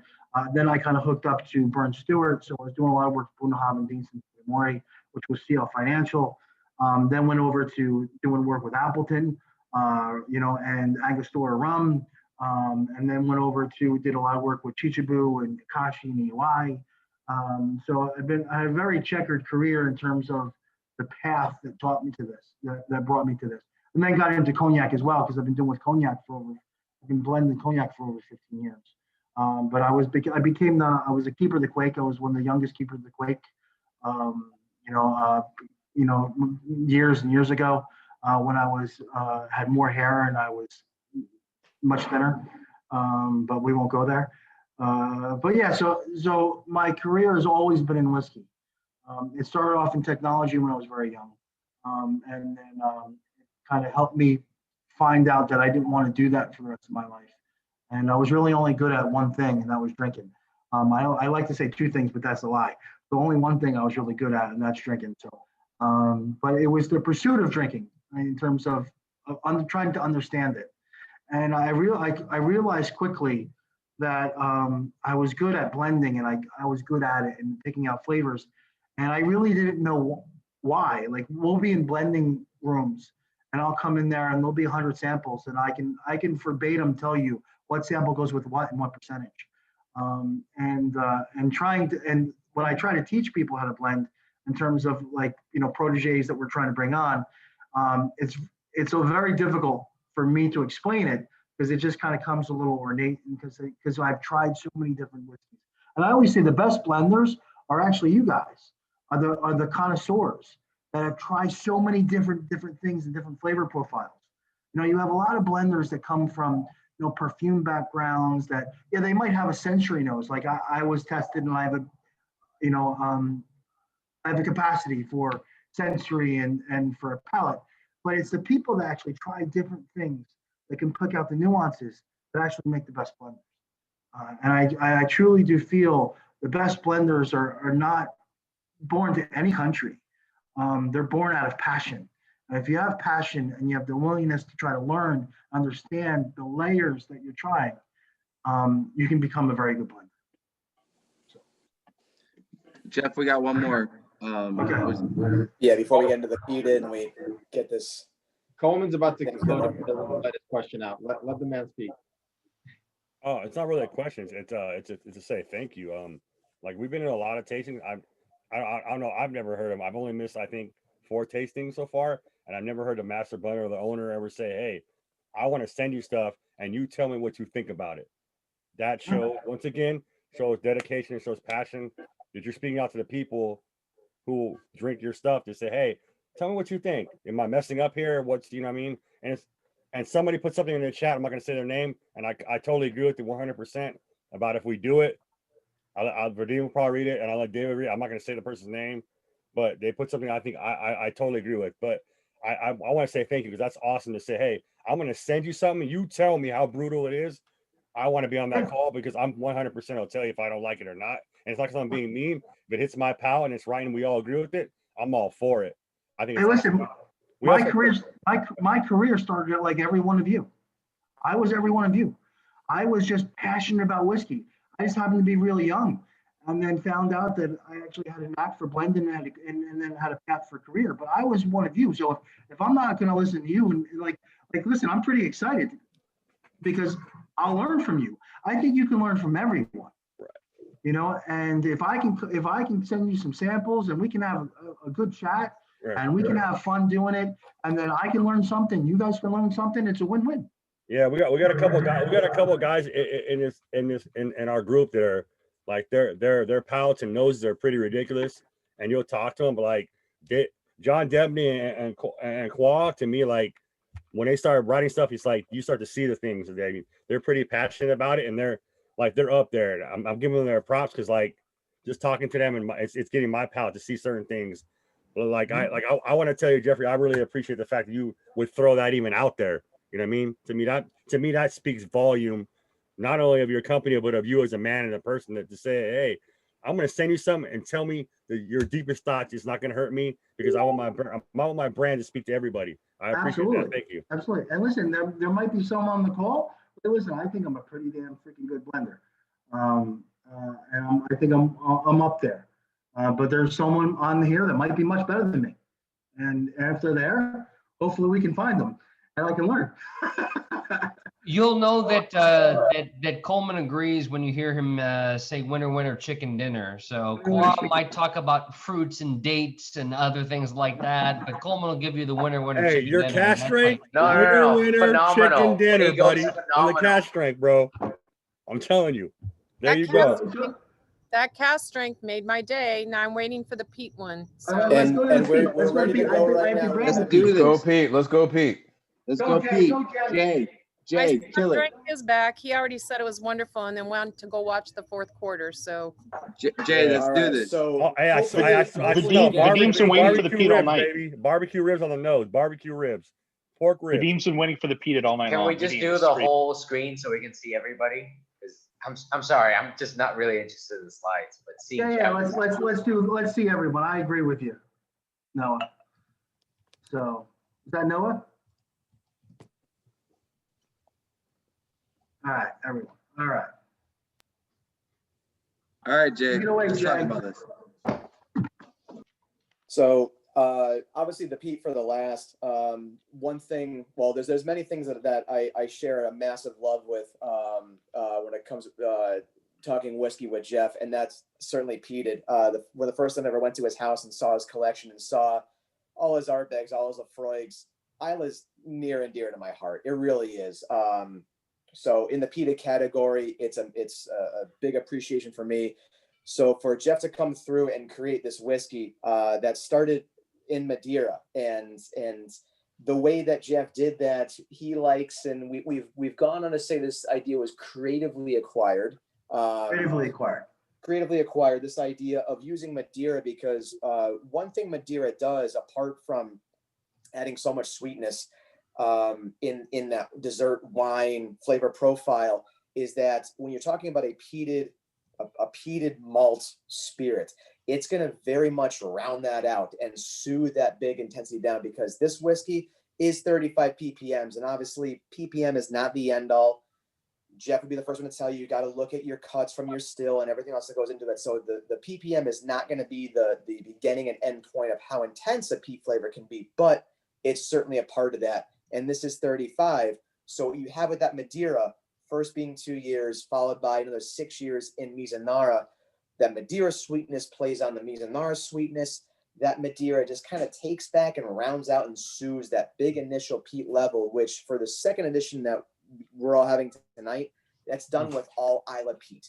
So all Isla peated malt. So if you're nosing in your just a good scent of that, you're going to get that touch of salinity that you would think Isla would have. Now, on the flip side, for anyone that might have already had our first edition peated, that was using all Orkney peat. So of course, it's going to bring in more of that Highland Park style, more of that heather forest kind of smoke. So you just look at your different peat characteristics and what they're going to bring to the table. This does have that little tiny touch of salinity and coastal quality to it. But again, someone said barbecue. I think of mesquite. This would be awesome with a rack of ribs, but it's not so much in your face like you would think of something that's going to have a higher peat content, like a Lafroig or a Lagavulin or Ardbeg. That's going to be that big hit to the face. No, this is just gentle across the board. I will tell you, this is 35 parts per million. So this is a very heavily peated spirit. But again, if we're going to make something true to its origin, now I wanted to make this because I like peated whiskey. But I wanted to say, if we're trying to make something that's true to its origin, you couldn't just go crazy peat. That's where the Madeira came in, kind of, because the Madeira cuts the peat almost in half. So I wanted to try to find a balanced peat if there was such a thing. And that's what we're kind of striving for. So the first edition was Highland peat. The second edition was Isla peat. The third edition, which was Orkney and Isla combined. The fourth edition was experiment that's just right around that I'm going to send to you guys, which is basically Isla and Orkney peat, but finished in Pedro Jimenez gas. And that'll be our fourth edition. And one thing to keep in mind, everybody knows what Madeira casks are, correct? Just want to clarify. Fortified wine from Portugal, very distinctive from sherry casks, very different in their styles. Sherry casks are going to be a little bit more drier versus Madeira casks will have that sweetness, which is going to create that distinction for this high peat versus so the high peat to that sweetness of the Madeira, super round profile. As Pat has pointed out, we have a soft spot for Madeira in our society. We tend to like things Madeira.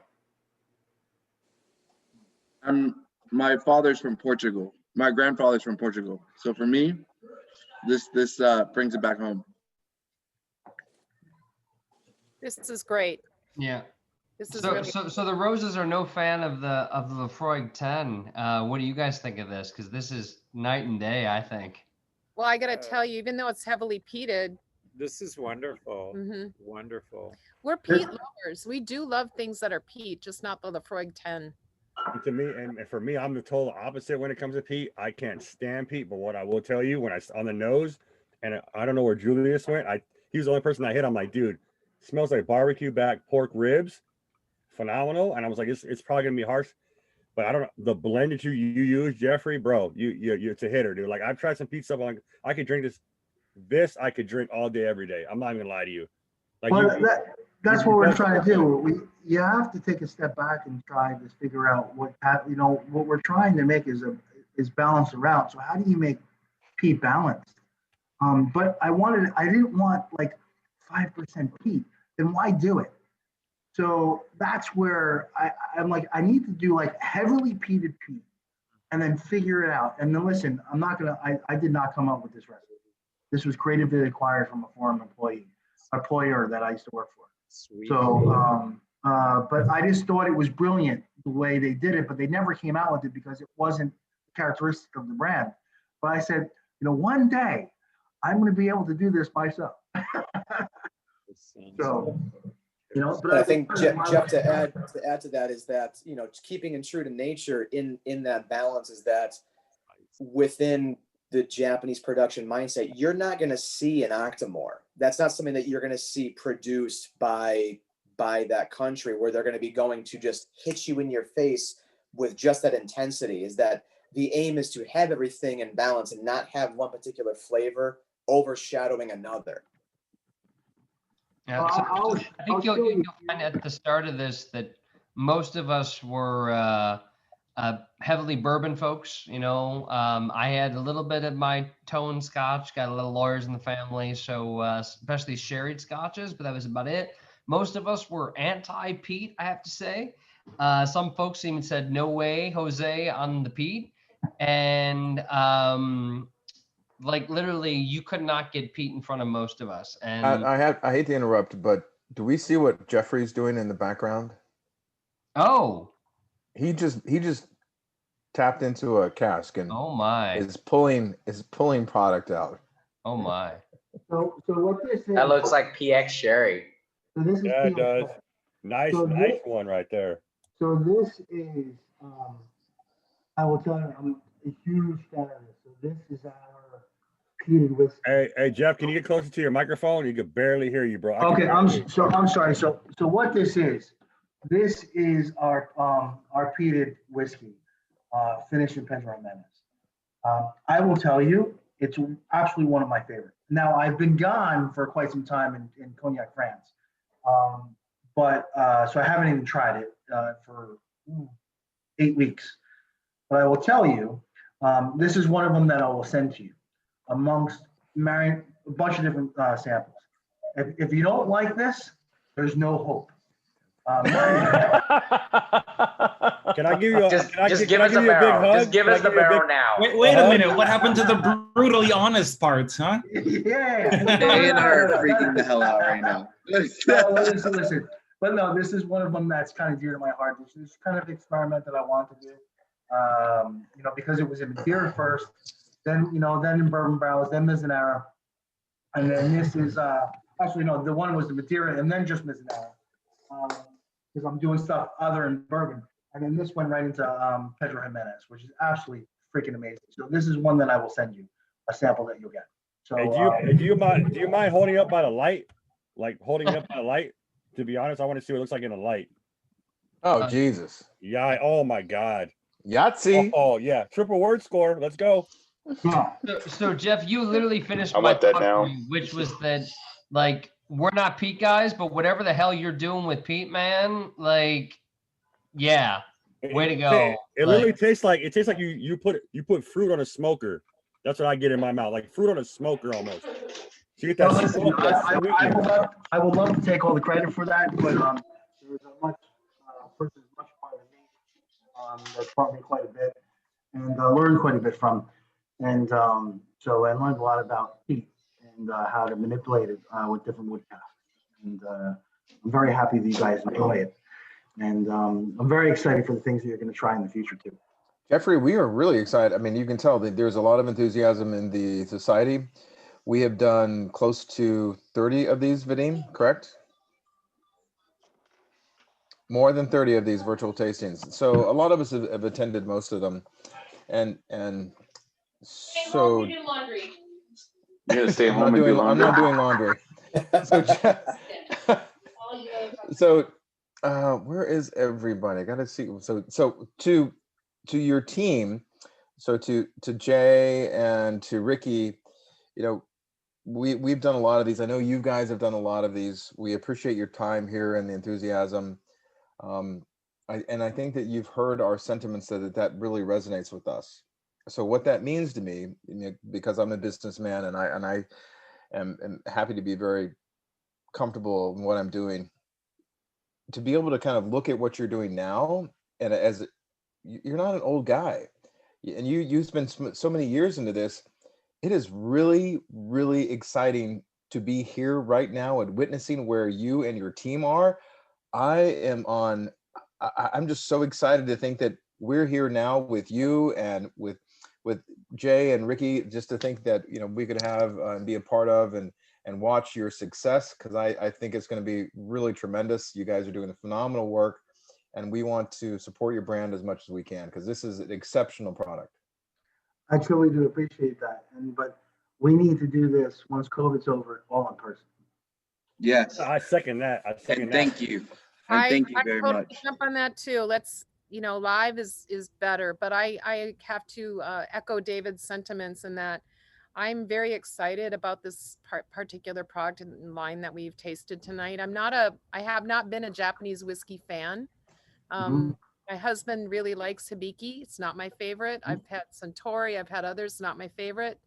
But I got to tell you, you did knock my socks off tonight, and I'm really glad. Now, my husband, Vadim, my husband was the one who actually bought this tasting. So nice. Because he is the Japanese whiskey fan, and so, but I am really happy that we joined this little society too. We're newish members. Welcome. I think Jeffrey, to echo everybody's sentiments, you have a niche. Stay in that niche, dude. Like, you have a niche, and it's a good niche. And have fun with it. Keep doing. Have fun. Experiment. Go crazy. I'm not a peat guy. I'm not a peat guy. But I'm being truthful. On my palate, it's like smoky fruit. It's got a smoke in the front, but it doesn't have the iodine. It doesn't have that Band-Aid. Yeah, like he's not saying Band-Aid. What he's saying it doesn't have when I taste peat, most of the time when it's heavy, I taste ashtray, and I don't want to taste that. I feel like, why do you want to drink ashtray? Some people want to drink. I don't. It's sweet smoke. Yeah. If anybody has all of them together, I just did an affinity, all of them in together, and it was amazing. That's our barbecue guy right there talking. So my first thing to him was like, "Do you smell the pork ribs? Do you smell?" And when I drank, I'm like, "Whoa!" These jump from like a nice like barbecue flavor to straight like smoked fruit, which is nice. So you have a niche. I cannot wait to try that cast that you just pulled out. I cannot. I will tell you, I'm excited. I'm excited to send it to you, and I'll send you a bunch of other things as well. But we're just gonna have fun. Forget the brands, forget about buy-in, forget about all that. Let's just have fun. Yeah. No, we want to. Right now we have a very active group. I think we're continuing to grow. I think Vadim and his work and his efforts are really pushing that. I also think that the participation of the folks that are here also adds to just kind of the content, and just kind of like, we're really we have a lot of, we're not just talking fluff. We're not just trying to hunt barrels. We're not or bottles. We're trying to really get immersive and to geek out into this. And I'm sorry that people, they say we're going to geek out to it. It's like, no, that really kind of turns us on. We really appreciate it, and we want to be a part of whatever you guys are doing. We want to support the brand. Ricky, you're out here. Whatever you want to do, getting you into other stores. We know a lot of people. And so we can kind of get you into places that can offer. We have a lot of small liquor stores, bottle shops. We can say with a lot of sincerity that we love this, and you have to stock it. You have to carry their SKUs. We want to be a part of that. Jeffrey, don't change anything you're doing. Yeah. We just want to watch. We want to tag along. We want to be on the sidelines, and we want to have our cheering section, and we want to be a part of it. And like you said, everybody said, whenever we can get together, we have the venues, we have the places, we have the numbers, and we will have a serious get together. I don't want to cut you off, but David said, I don't want to be on the sidelines. I want to be on that train. So they wrote it. I want to be on that train. No. When I say this, I'm being dead serious, because there's some people that feel the same way. I got into the society so I can try certain things that no one tries and tell the story. And you have a story. There we go. Ricky, Coleman's doing it. Ricky lives in Vegas. My wife's friends and my friends are all bartenders. So if they don't got in the bar, baby, you got to get this in the bar.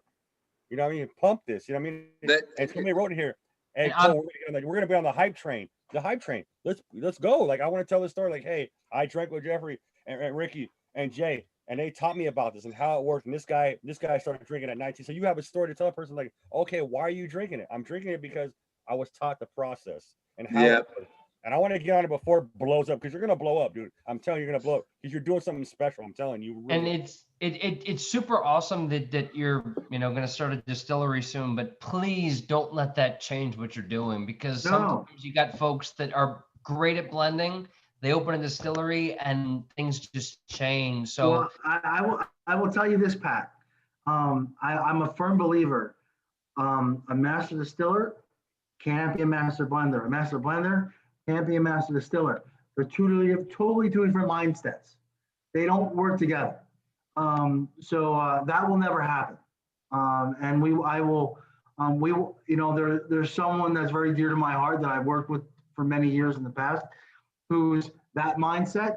And I'm hoping he's going to agree to move to Japan to run that, and the life would be great. But to answer your question, Pat, no, we won't change. And we're going to keep on doing what we're doing, doing different things. And I will tell you, I will send you samples of different things that I'm working on that no one has ever done before. And on a wood perspective, because that's kind of our forte is wood. So you'll see things that we've done that no one's ever tried before. And listen, I'm not going to tell you everything's great. I will tell you some of them is pretty damn freaking good, but some of them, okay. But I would like to get your feedback on what you think, because you might say something, hey, you know what, that one cask, I didn't like it, but it was interesting here. And it's something that I didn't think about. So I'm pretty excited to send that to you. So Jeff, real quick, just I saw the comment coming through about how people can connect with us. Obviously, Vadim does have our contacts, and please, if there's more questions, send them our way. Send them to me, send them to Ricky. But if you're not already following at least the social pages, find us on Facebook, Kaiyo Whiskey, on Instagram as Kaiyo Whiskey. We try to keep, as soon as we have something big to share, it's being shared. So that's the best place to find all the news. It's the best to share, it's like, right? So listen, guys, I get 1 million freaking emails a day, and I think it's the worst invention in the world. So there's my number. So if you have a question about whiskey or anything about whiskey, or if you just want to shoot the breeze or a question about the brand, there's my number. Give me a call. Yikes. All right. Even if you're in front of a customer, or not even in front of a customer, in front of a friend drinking whiskey, and you want to give me a call, I'll pick it up. Hey, Jeffrey, hold on one second. Hey, Ricky, where are you from? The 213, brother? Come on, bro. And then my second question to Ricky, because he's in Vegas. Are you in Oak and Ivy and Herbs and Rye? Always. Are you okay? So when I come to Vegas, I'm gonna write. We gotta have dinner. But let's back up, because I used to live in California. I used to live in Pasadena. Okay. All right. Take this bromance elsewhere. We voted. No. I'm gonna just say this. It's very rare for me to, and Jay can say the same. I think you've seen us smiling the whole time while Jeff is talking. Jay's not smiling. Yeah, Jay's smile is a rare occasion. But it takes great pride to be able to work in an environment that we're all able to flourish, and it's pretty amazing to be able to be a creative in a space that we can still be creative, although he's the guy. Like, that guy is the guy. It's his innovation, his creativity that really benchmarks where we're going from here on out. Hey, but listen, I listen. Thank you, Ricky. But it's people like this that push you forward to give you more energy to do the next thing. So if it's not groups like this, you don't have the passion to move forward. You know what I mean? You need audience to. Jeff, I'll be calling you because I'm doing something in a barrel that I have questions with. So I'd totally be calling you. It's the only time I feel smart. So give me a call. I'll definitely. Hey, Jeff. We're all here. I'm here in Vegas, but I'm also based in California. I also deal with California. So if there's anything that you guys need, please feel free to reach out to me directly. I'm here to support all things. I come from a different a different world. I also do cocktails and development as well. So, you know, if there's anything you have questions on, whether it be whiskey, I'm a whiskey geek. I'm also a cocktail geek too. So I'm all things. I'm just grateful to be able to be a part of it all. So please feel free to reach out to any one of us.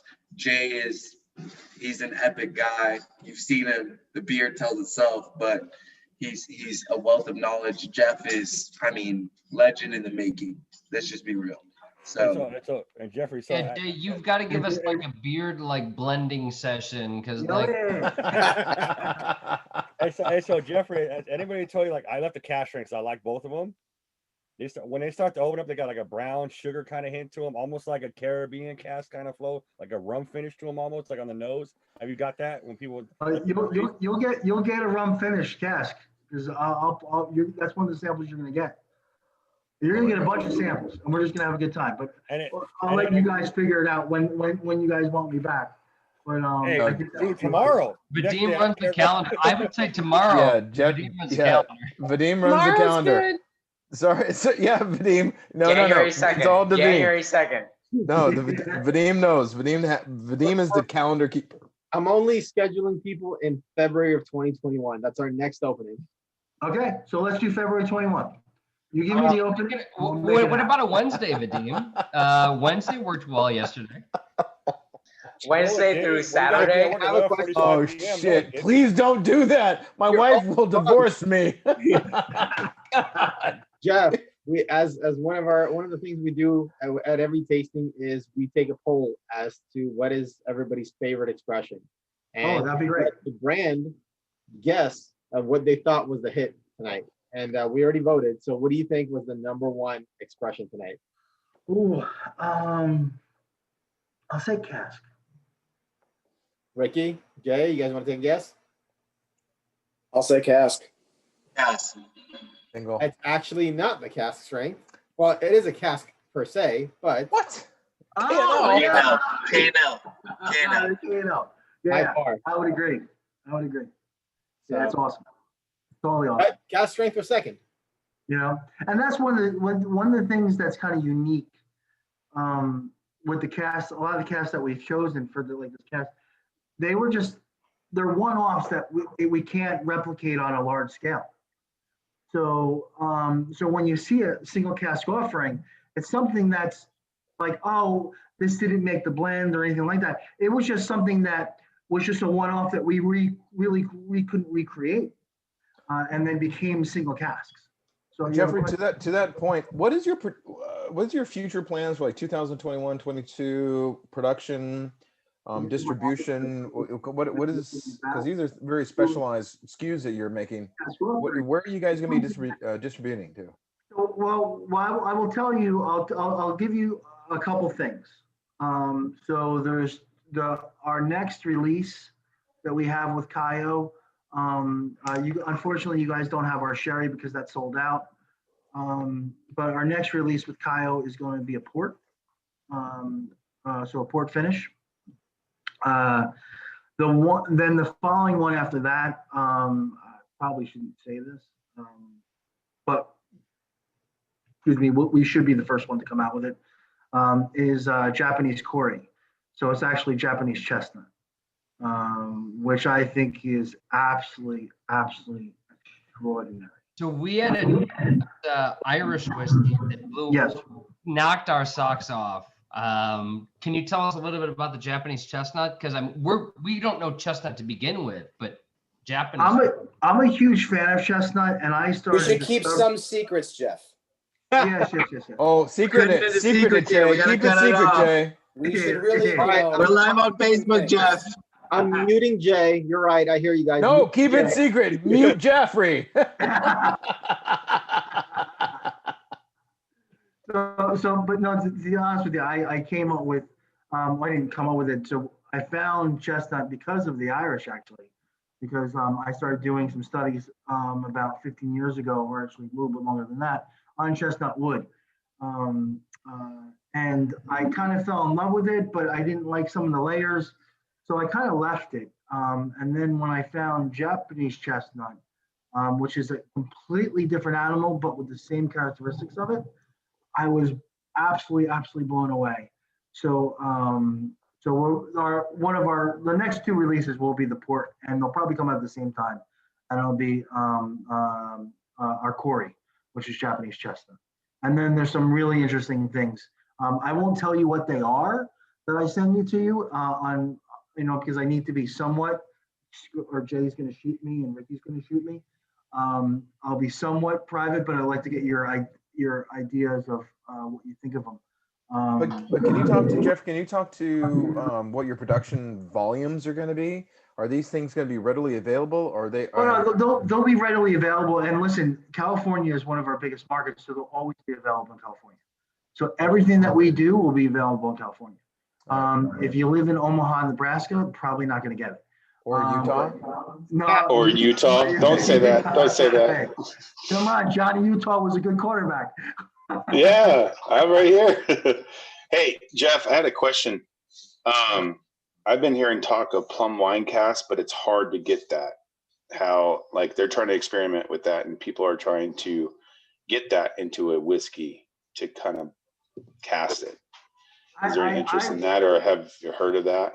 I've worked with plum wine casks. The obstacle I have with plum wine casks is very similar to Sauterne casks.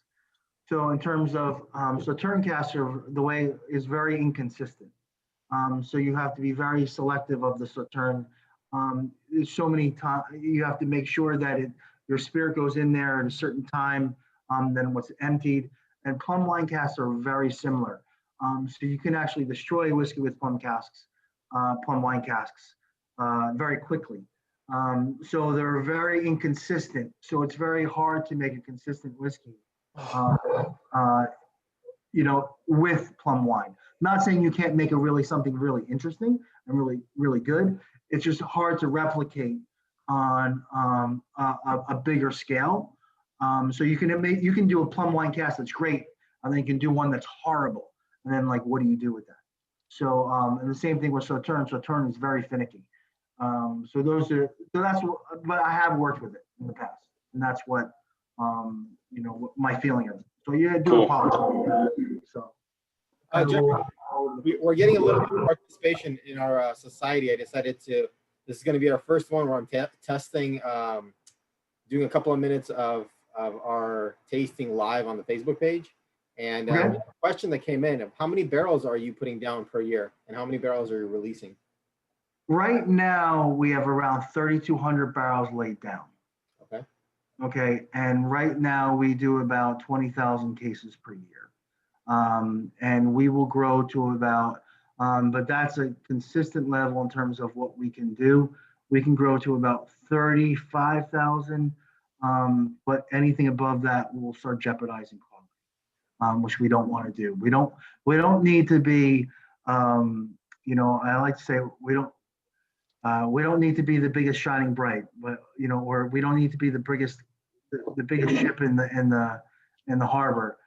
We just have to have the nicest shining light that you can kind of see us through. Jeffrey, does that mean that you and Ricky and Jay are going to be looking at strategic kind of relationships with like K&L and other sort of smaller retailers, as opposed to like a Pavilions, Vaughn's, Albertsons, which I support. I support because there's other brands like Old Carter that won't go into Pavilions, which I have a very strong, tight relationship with and would advocate support of, but they need huge volume, and I don't would not advocate anything that would kind of dilute what your product is. No. Here's the thing. But we've set the company up so we can have our signature and our cash strength are readily available that we can do major volumes with.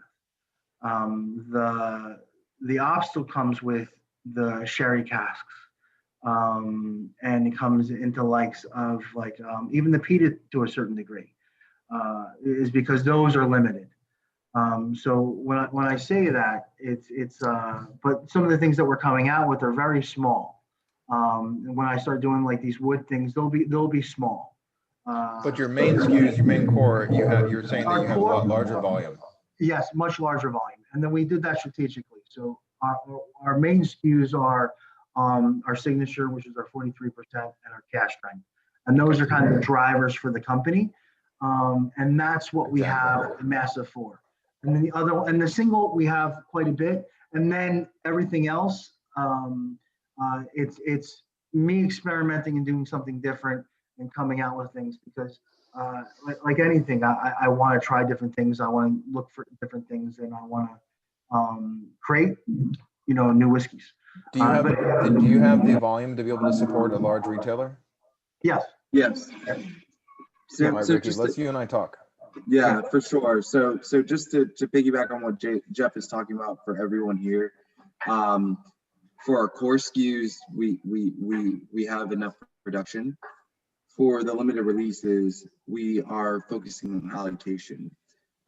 So it's really, California is one of our biggest markets.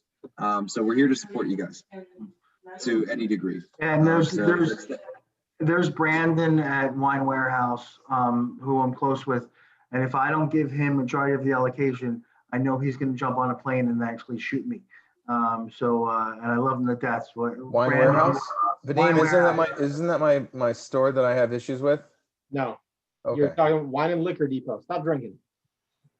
Wine and Liquor Depot. Thank you. So Wine Warehouse is our distributor in California, and they yes, they're the distributor. So the gentleman, get those confused. Brandon, I'm very close with, and and I make sure that he gets the biggest allocation of all our interesting SKUs that we have coming out with. So everything will be available in California. Well, we have it's not going to be hard for me to put in front of pavilions the things that we'd like, and particularly something that the society is endorsing and it's getting such a resonating, kind of enthusiastic, like, yeah, we want to be, supportive of your brand and your SKUs. So that's why I kind of asked the questions, is like, how many SKUs are you going to have that's going to have that production volume to be able to kind of support a major retailer? Yeah, so the 4 that you've tasted are our main SKUs. Peated is likely going to be more of a limited release. We're on our 3rd edition with the peated right now. Sherry, again, another limited release, and then the wood series is what Jeff was talking about earlier. It's going to be a totally different entity. Right. But your core, like the signature black label that we got, those things have a lot of production. The signature was made, and the cash strength was made for, so we can. Well, you guys have a great story. You have a great history. The Mizunara, the aging thing. I don't think I've heard of anybody really doing it to this extent. So I think you have a wonderful story. The product is exceptional. So why not advocate and kick a few SKUs off the shelf? Yep. Well, listen, I would love to get a little bit more geek. Next time we talk, get a little more geeky and actually when we do the blending session. No, we love the geeking. Jeffrey, it's as deep a dive as you want to go. Even then, think about deep dive and maybe we don't know. Then take it a whole couple degrees below that, and that's what we're ready to do. Give me 1 second, and then I'll let you guys go. Give me 1 second. And Vadim, do you have a question? I don't have a question. I remembered. Oh God, I feel so terrible. For everyone that's ordering bottles, I have coupon codes. I already ordered 3 bottles from KNL. Yeah, thank God I waited. I already bought my KNL. All right, hey, you already buy the whole store, Dave? Vadim, we still forgive you, though. We still forgive you. So, you don't want the coupons? I want to toss them in. I don't need them. I already spent it. No, toss it up, man. I didn't buy mine yet. Come on. So I talked to Mission on this, and they're giving us $5 off of each of the expression, except Peated is getting $10. Oh, fuck you. Yes. Thank you, Vadim. Okay. So I'll show you guys this. So it's kind of like the blending course. So oh hell yes. Yeah. Throw that shit out. Yeah. So okay, just so you know, this is personally made by him. So how can we get a version of that sent to us? Samples, you send out that's what I'm talking about, Coleman. There you go. You're gonna have to fly out for this. So what would not screw that. I'll send it to him. So yeah, it's good. Whatever happens, we're COVID adaptable. Yeah. So COVID adaptable. That's figure out a day. I'll send this to you guys. Because you I'll guys send you need what me. I It'd be can. nice to me. You know, I'll tell you what, you can get just little plastic cups, make it easier. And then we can just do a whole blending session and we can go into how to blend. Oh, Can I use yes. an I'm autograph? game. I'm Can I in. have the Vadim, autograph? sign me up. I'm Yeah, in. we're right there, right here. Can I get mine signed? I want mine Hey, signed. Jeff, I Hey, wanted to ask with you guys, your Coleman. experiments that you were having. Do you do stives with your testing of wood, or do you do a full barrel of that wood? Or you're What was that again? stiving? So when you're saying you do a different, like, testing out some new, ideas, are those like different stives of wood that you'll put into like a jar, or do you do it like No, that way, or do you do like a full barrel? No, I don't do any jar, any of it like that. It's full barrels. Full barrels, So, okay. because a jar will give you so much flavor, and then you actually have to wait longer for it to get the flavor that you're actually looking for if you just started with the whole barrel. And then, because there's time frames with the barrel that you say, okay, well, in 4 weeks it's there, it's 8 weeks it's here. And so every month you're trying it, and then you find out that sweet spot. It's extremely difficult to find out in a jar where that sweet spot is with the volume of the barrel. What I meant too was if you do barrel plus, like, how like Maker's Mark would say, put a stive into a barrel of a different wood. The different staves. Yeah. Or staves. Sorry, I was saying it wrong. Yeah. No, I've done some crazy stuff, in the warehouse and working on some different things. But I'm a little bit more on the traditional side in terms of I like my barrels, my barrel. So I don't put any wood chips in it. I don't put any other staves in it. I don't put anything kind of honeycomb in it. I like working with the spirit in the barrel. I like a barrel anywhere from basically 53 liters and higher. I don't think, or 53 gallons and higher. So Okay. I don't really, I'm not, that's because this is the way I like to blend. So I like to blend with more volume. Okay. So it's just me, it's just the way I work. No, that's awesome. And then you blend based on different woods, put it together into one barrel, or then you just put it together in the bottle. Like, well, no, I'll put it together. I'll put it together, and I'll say, okay, well, I'll take casts together, and I'll put them together, and I'll say, okay, well, I'll put it in another barrel, or I'll say I'll put it in a vat, and let it mingle, and it's ready for bottle. Depends on what I'm working with. Like right now, I'm working with a port, and I was pulling various different barrels. Now there were some that I blended and put back in. And then there were some that I took out and said, okay, well, it's ready to be bottled. And that's what we're working with. But there was, I made a blend to actually make it the other one because it just wasn't up to snuff yet. Jeff, let me hop in a quick 1 second before we lose this. I saw a comment about what Sherry KNL probably has. My best guess is they probably have the second edition. The first has been gone for quite some time. So they more than likely it's the second. That's what it says. For those that are looking for the Sherry, it's the second edition. Yeah, which follows the same progression of casks as the first. So everybody. So let me interject really quickly because I know that Vadim, sorry, I didn't mean to step on your toes. Jeffrey, you're jet lagged. You're 24 hours. I know Ricky and Jay were both very, very respectful and considerate of the fact that you may be here for a very limited time, and they kind of prefaced it with us that you may not be here that long. So for the amount of time that you've given us and your participation, we really appreciate. But if you need to go and get some sleep before your next talk, please do, because I want to keep you here as long as I can. And so, if you have to stay up and not sleep, well, that's just too bad for whoever's next, because this is fantastic. But well, I'll tell you one thing about the Sherry, and then I'll go. Tell us as much as you want. I told David not to kick you out, but he's like, no, got to make him leave. No, I'll tell you one thing about the Sherry, and then I'll go. That's how I knew I was in the right place. So when you're doing Sherry and Mizunara, it's the best way to describe it. It's like the best honeymoon in the world. And then I shouldn't say that because I love my wife, but then you get married, and then things get a little crazy. So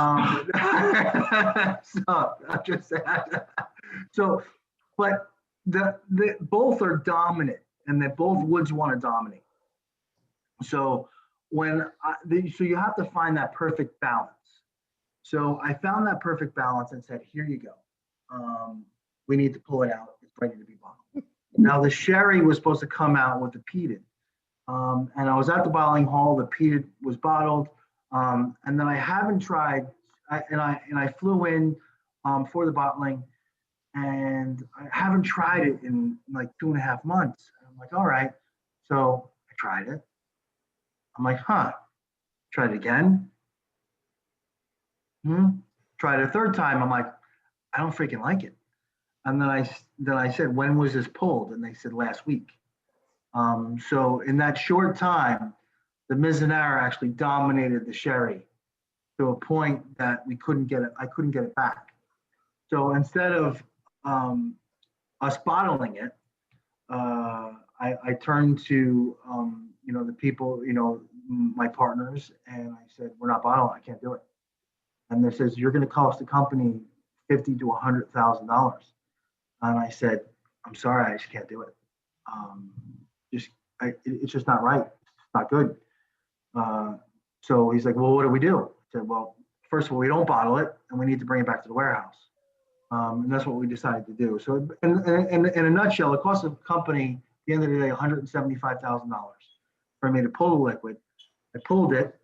And then to get some of the sherry notes in, I finished it in Pedro Jimenez casks. They get some of the sherry, so that the sherry would come in line more with the Mizunara.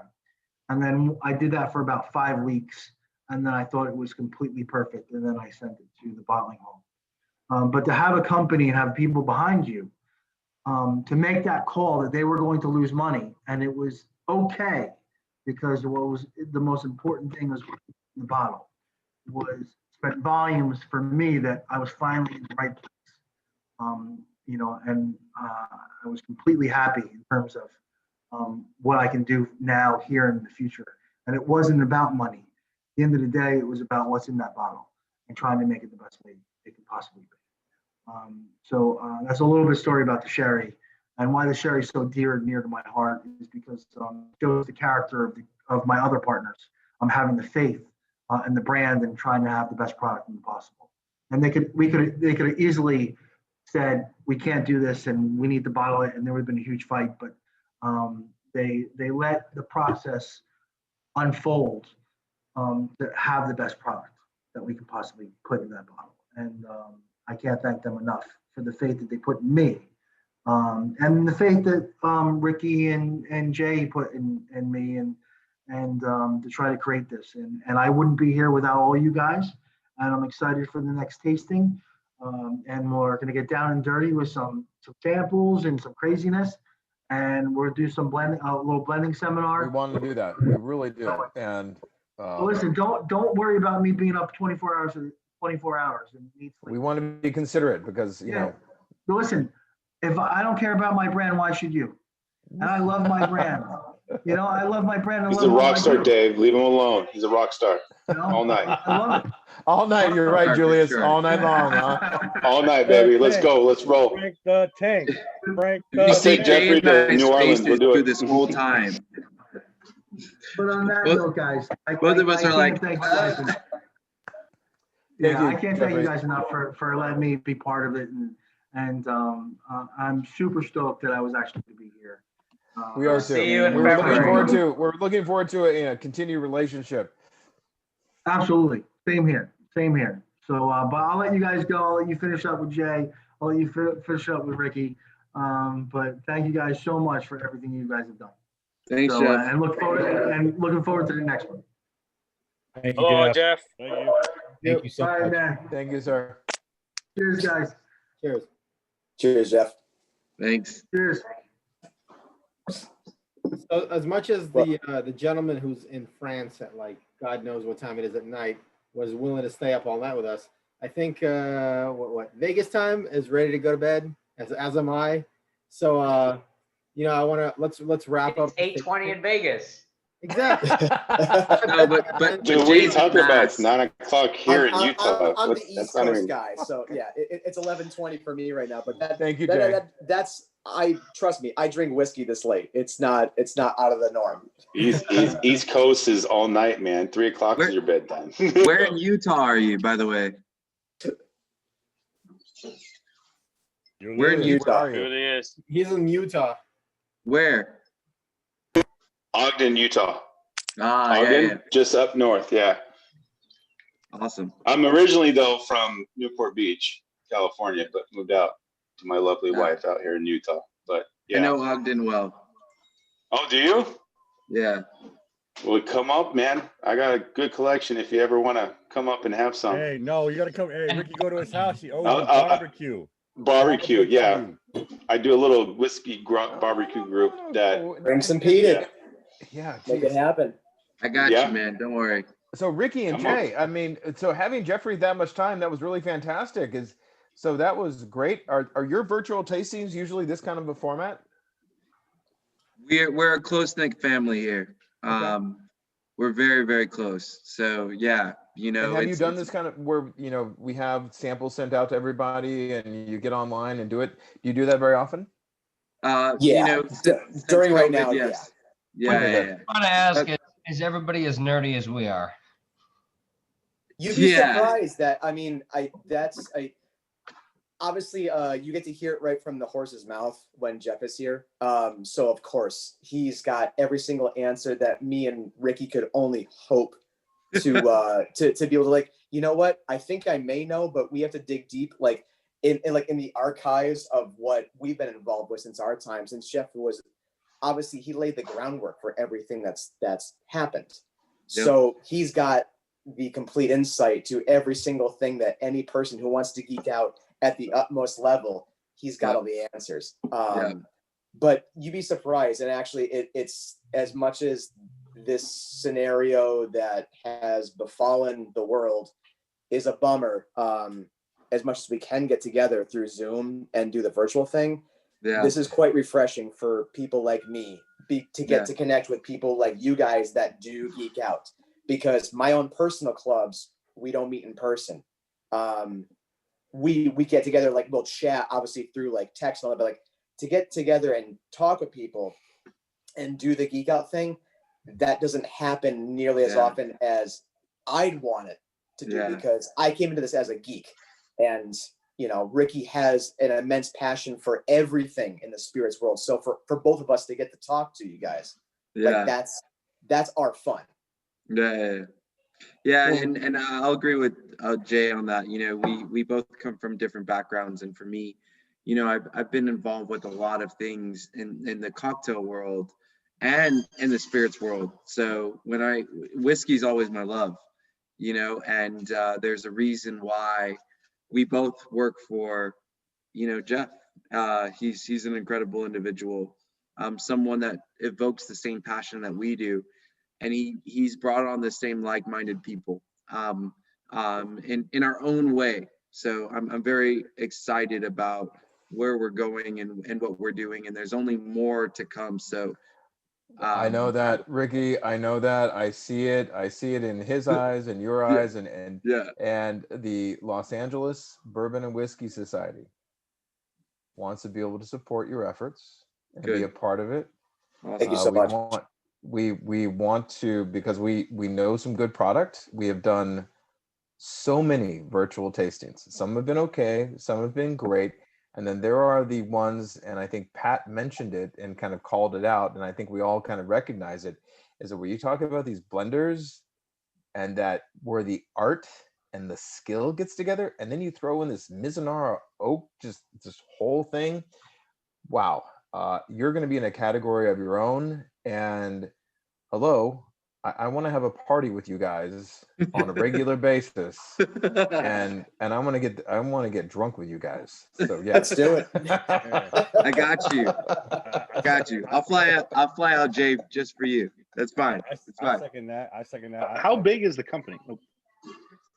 We're very, it's kind of funny because I did allude to that earlier. So what you see as far as what makes up, I would say, what you saw tonight is a good, I would say almost half. Yeah. it's almost half of what makes up the like what keeps the gears running. Now, obviously, we have people on the ground in Japan, in our staging warehouse in Liverpool. Like, we do have people that are there, but what you're seeing by and by here in the United States, is the main epicenter of what pushes the brand for the whole entire world. You're looking at 5, 6, 7 people. Period. So we all wear a lot of different hats, which is why Ricky is in California, also developing cocktails, also playing his time in Nevada where he's living. Why I'm doing social media. We are scattered, but it's what keeps everything going. And I think it actually helps that it keeps kind of like that spark of like what's next. I will say this much: we have a group of very passionate individuals. When we come together, it's like fire lit under. It's innovation at its finest. We have a lot of relationships. Our society has a lot of relationships with, like I mentioned, retailers and restaurants and stores. So, stay in contact with Vadim and kind of reach out. He's kind of our conduit to you folks. This is something that, I would be very happy to be involved and see how the board of directors can kind of help support your brand. That would be awesome. There's a lot of things. Most appreciated by that. Absolutely. If you want to send us those cocktail recipes and how to blend and rather how to mix in something other than a highball, man, we are totally down for that. Ricky, if you're not a member of our society, you want to start posting recipes, that would be incredible. Yeah. Listen, I'm happy to come out. If anybody wants to do a live feed on Facebook, I'm in California often. I'm in the Venice area, Santa Monica. If you're in Ogden, Ricky, come on down. I'll barbecue. We'll do a barbecue thing. I just opened up a concept in St. George, so Ogden's not. There you go. I'm opening up one in Moab, so I've worked with a lot of different people. I'm huge in the cocktail world, as well as the spirits world. So, I'm happy to connect. I'm happy to talk about other. Did you put your Instagram? I'll put it into the chat. And can I speak on one thing that Jay talked about, that he's talking about how during COVID we can't see each other personally, but I feel like COVID is actually a blessing for you guys, because a lot of us would have never met you without COVID. A lot of us wouldn't have this personal interaction with you. So you got to take it in. It's a second we're all sitting in our houses and not getting drunk together and spitting music and talking to each other. But it's also a great thing that this stuff's been sitting on my shelf at work, and it's like now I can speak to the brand. When people ask me like, "Hey, what?" I'm a firm believer. If I like something, I'm gonna speak on it like 100%. So like when Jay was saying, "Hey, it's such we can't be together," but I think it's a great thing because I get to see you now. I get to have one-on-one interaction with you, not physically, but I get to talk to you. And the same with Ricky. When I'm in Vegas and I got his number now, like, "Hey, bro, like, you free for dinner? Let's hang out for dinner." And like I said, my wife's friends and my close friends, they're all bartenders at the Aria. Like, these are the high-end places at Wynn, not the crappy places. They're at the high-end places. They're like, "Hey, if you don't have it, you got to get this on the shelf," kind of thing. So I think it's actually a blessing. It's such that we're at home, but it's also that we got to sit down with your boss and you guys and see the keyword, the passion. Like, you guys have multi different hats that you guys work on. Then now, it's a great thing that we got to be in the room with you guys and see that you're pushing the brand into certain things and going to the extremes and out on that ledge. And it's a great thing. And I appreciate it. And I appreciate the passion between you guys. I know you let him speak the whole time, but at some point we're going to meet and we're going to have those conversations and pick your brain. You know what I mean? And I appreciate it. Thank you. Listen, at the end of the day, we wouldn't be sitting here as a collective to sit and drink this juice. We all tasted it, and we know exactly what the hell is going on, and so that's why we're here. We're here because of this juice. And besides all that, we're all, Jay, look at that beard. I've been out with this guy many times. I got the dimples, he's got the beard. I thought that was the thing, but really, honestly, it's about what we've studied, what we've educated on, what we've really taken the time to focus on, and more importantly, Jeff has taught us so much, and we're just excited about the journey that we're on. So we're going to continue to climb up as far as we can go, And, you know, I'm just grateful to be a part of the team. Greg is a part of it as well. Greg lives in New Jersey. Sean Nelson is another amazing part of our brand. You know, without the 5 core people, we wouldn't be anything. I mean, Eric's another one. And then we're an international brand. We're in Canada, we're in China, we're in Russia, we're all over the world already. Being as small as we are, we're touching many things. So we're very, very excited about where we're going. And thank you all so much for all your words of encouragement. Yes, thank you guys for letting us, you know, just have the time to chat with everybody and bringing Jeff into this, because it's something that he's very passionate about. Ricky and I are, like, the whole team is very passionate about, is being able to connect with people and be able to tell the story, because there's some things you just can't get from a website. You're just not going to. Yeah. And since we can't do it in person as easy, then at least we got this. And on a side note, just follow me on Instagram or Facebook. I will have events going on in the Las Vegas area or in LA at certain places. So please follow me. There are things happening all the time. I'm the only one on the West Coast as it stands. But, you know, the team, as we continue to build, the team will come out for specific events. And I would love a reason to bring the whole team out here for all of you to meet them. So please. You're like a part two, like in a the part two with us. Like you guys literally, and as David said earlier, we've done 30 plus tastings. Like you guys are top echelon. Like this was phenomenal, man. Like you guys knocked it out of the park on this one. So like, you know, for a team of 7 people, like keep it up. Like this was great. Can I say one thing though? Like I've let a lot of this stuff breathe, and they've all changed with the nose on them. Like Means my it's not as God, life dude. of its own. Wait. You still have samples left? Yeah, because you know what, bro? You know what? You gotta let it. You gotta try them the second time around, baby. I'm not a rookie anymore at this game. Hey, this 7-year, the coconut went nuts on it all of a sudden. It's bananas, right? I'm telling you, like they've all changed. Coleman, you're missing out, man. You mixed all that together like an infinity bottle. It's amazing. By the way, I missed out on it, but I was like, dude, like obviously the 2 single cast ones, they went super hot, like this went super brown sugary. The notes went, man, they're hey, winner. You got to win. Just to let you guys know, if you ever do a Korean barbecue, that's what I did in pairing to my barbecue when I did a review. So I did a Korean barbecue ribs, and it was amazing with the black label. So that sounds. Listen, if anybody's ever interested in cocktails and how to work with some of these things, I'm more than happy to help out.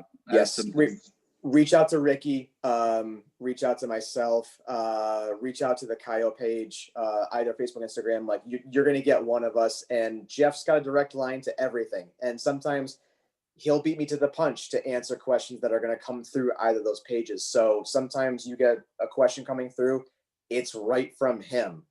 So reach out.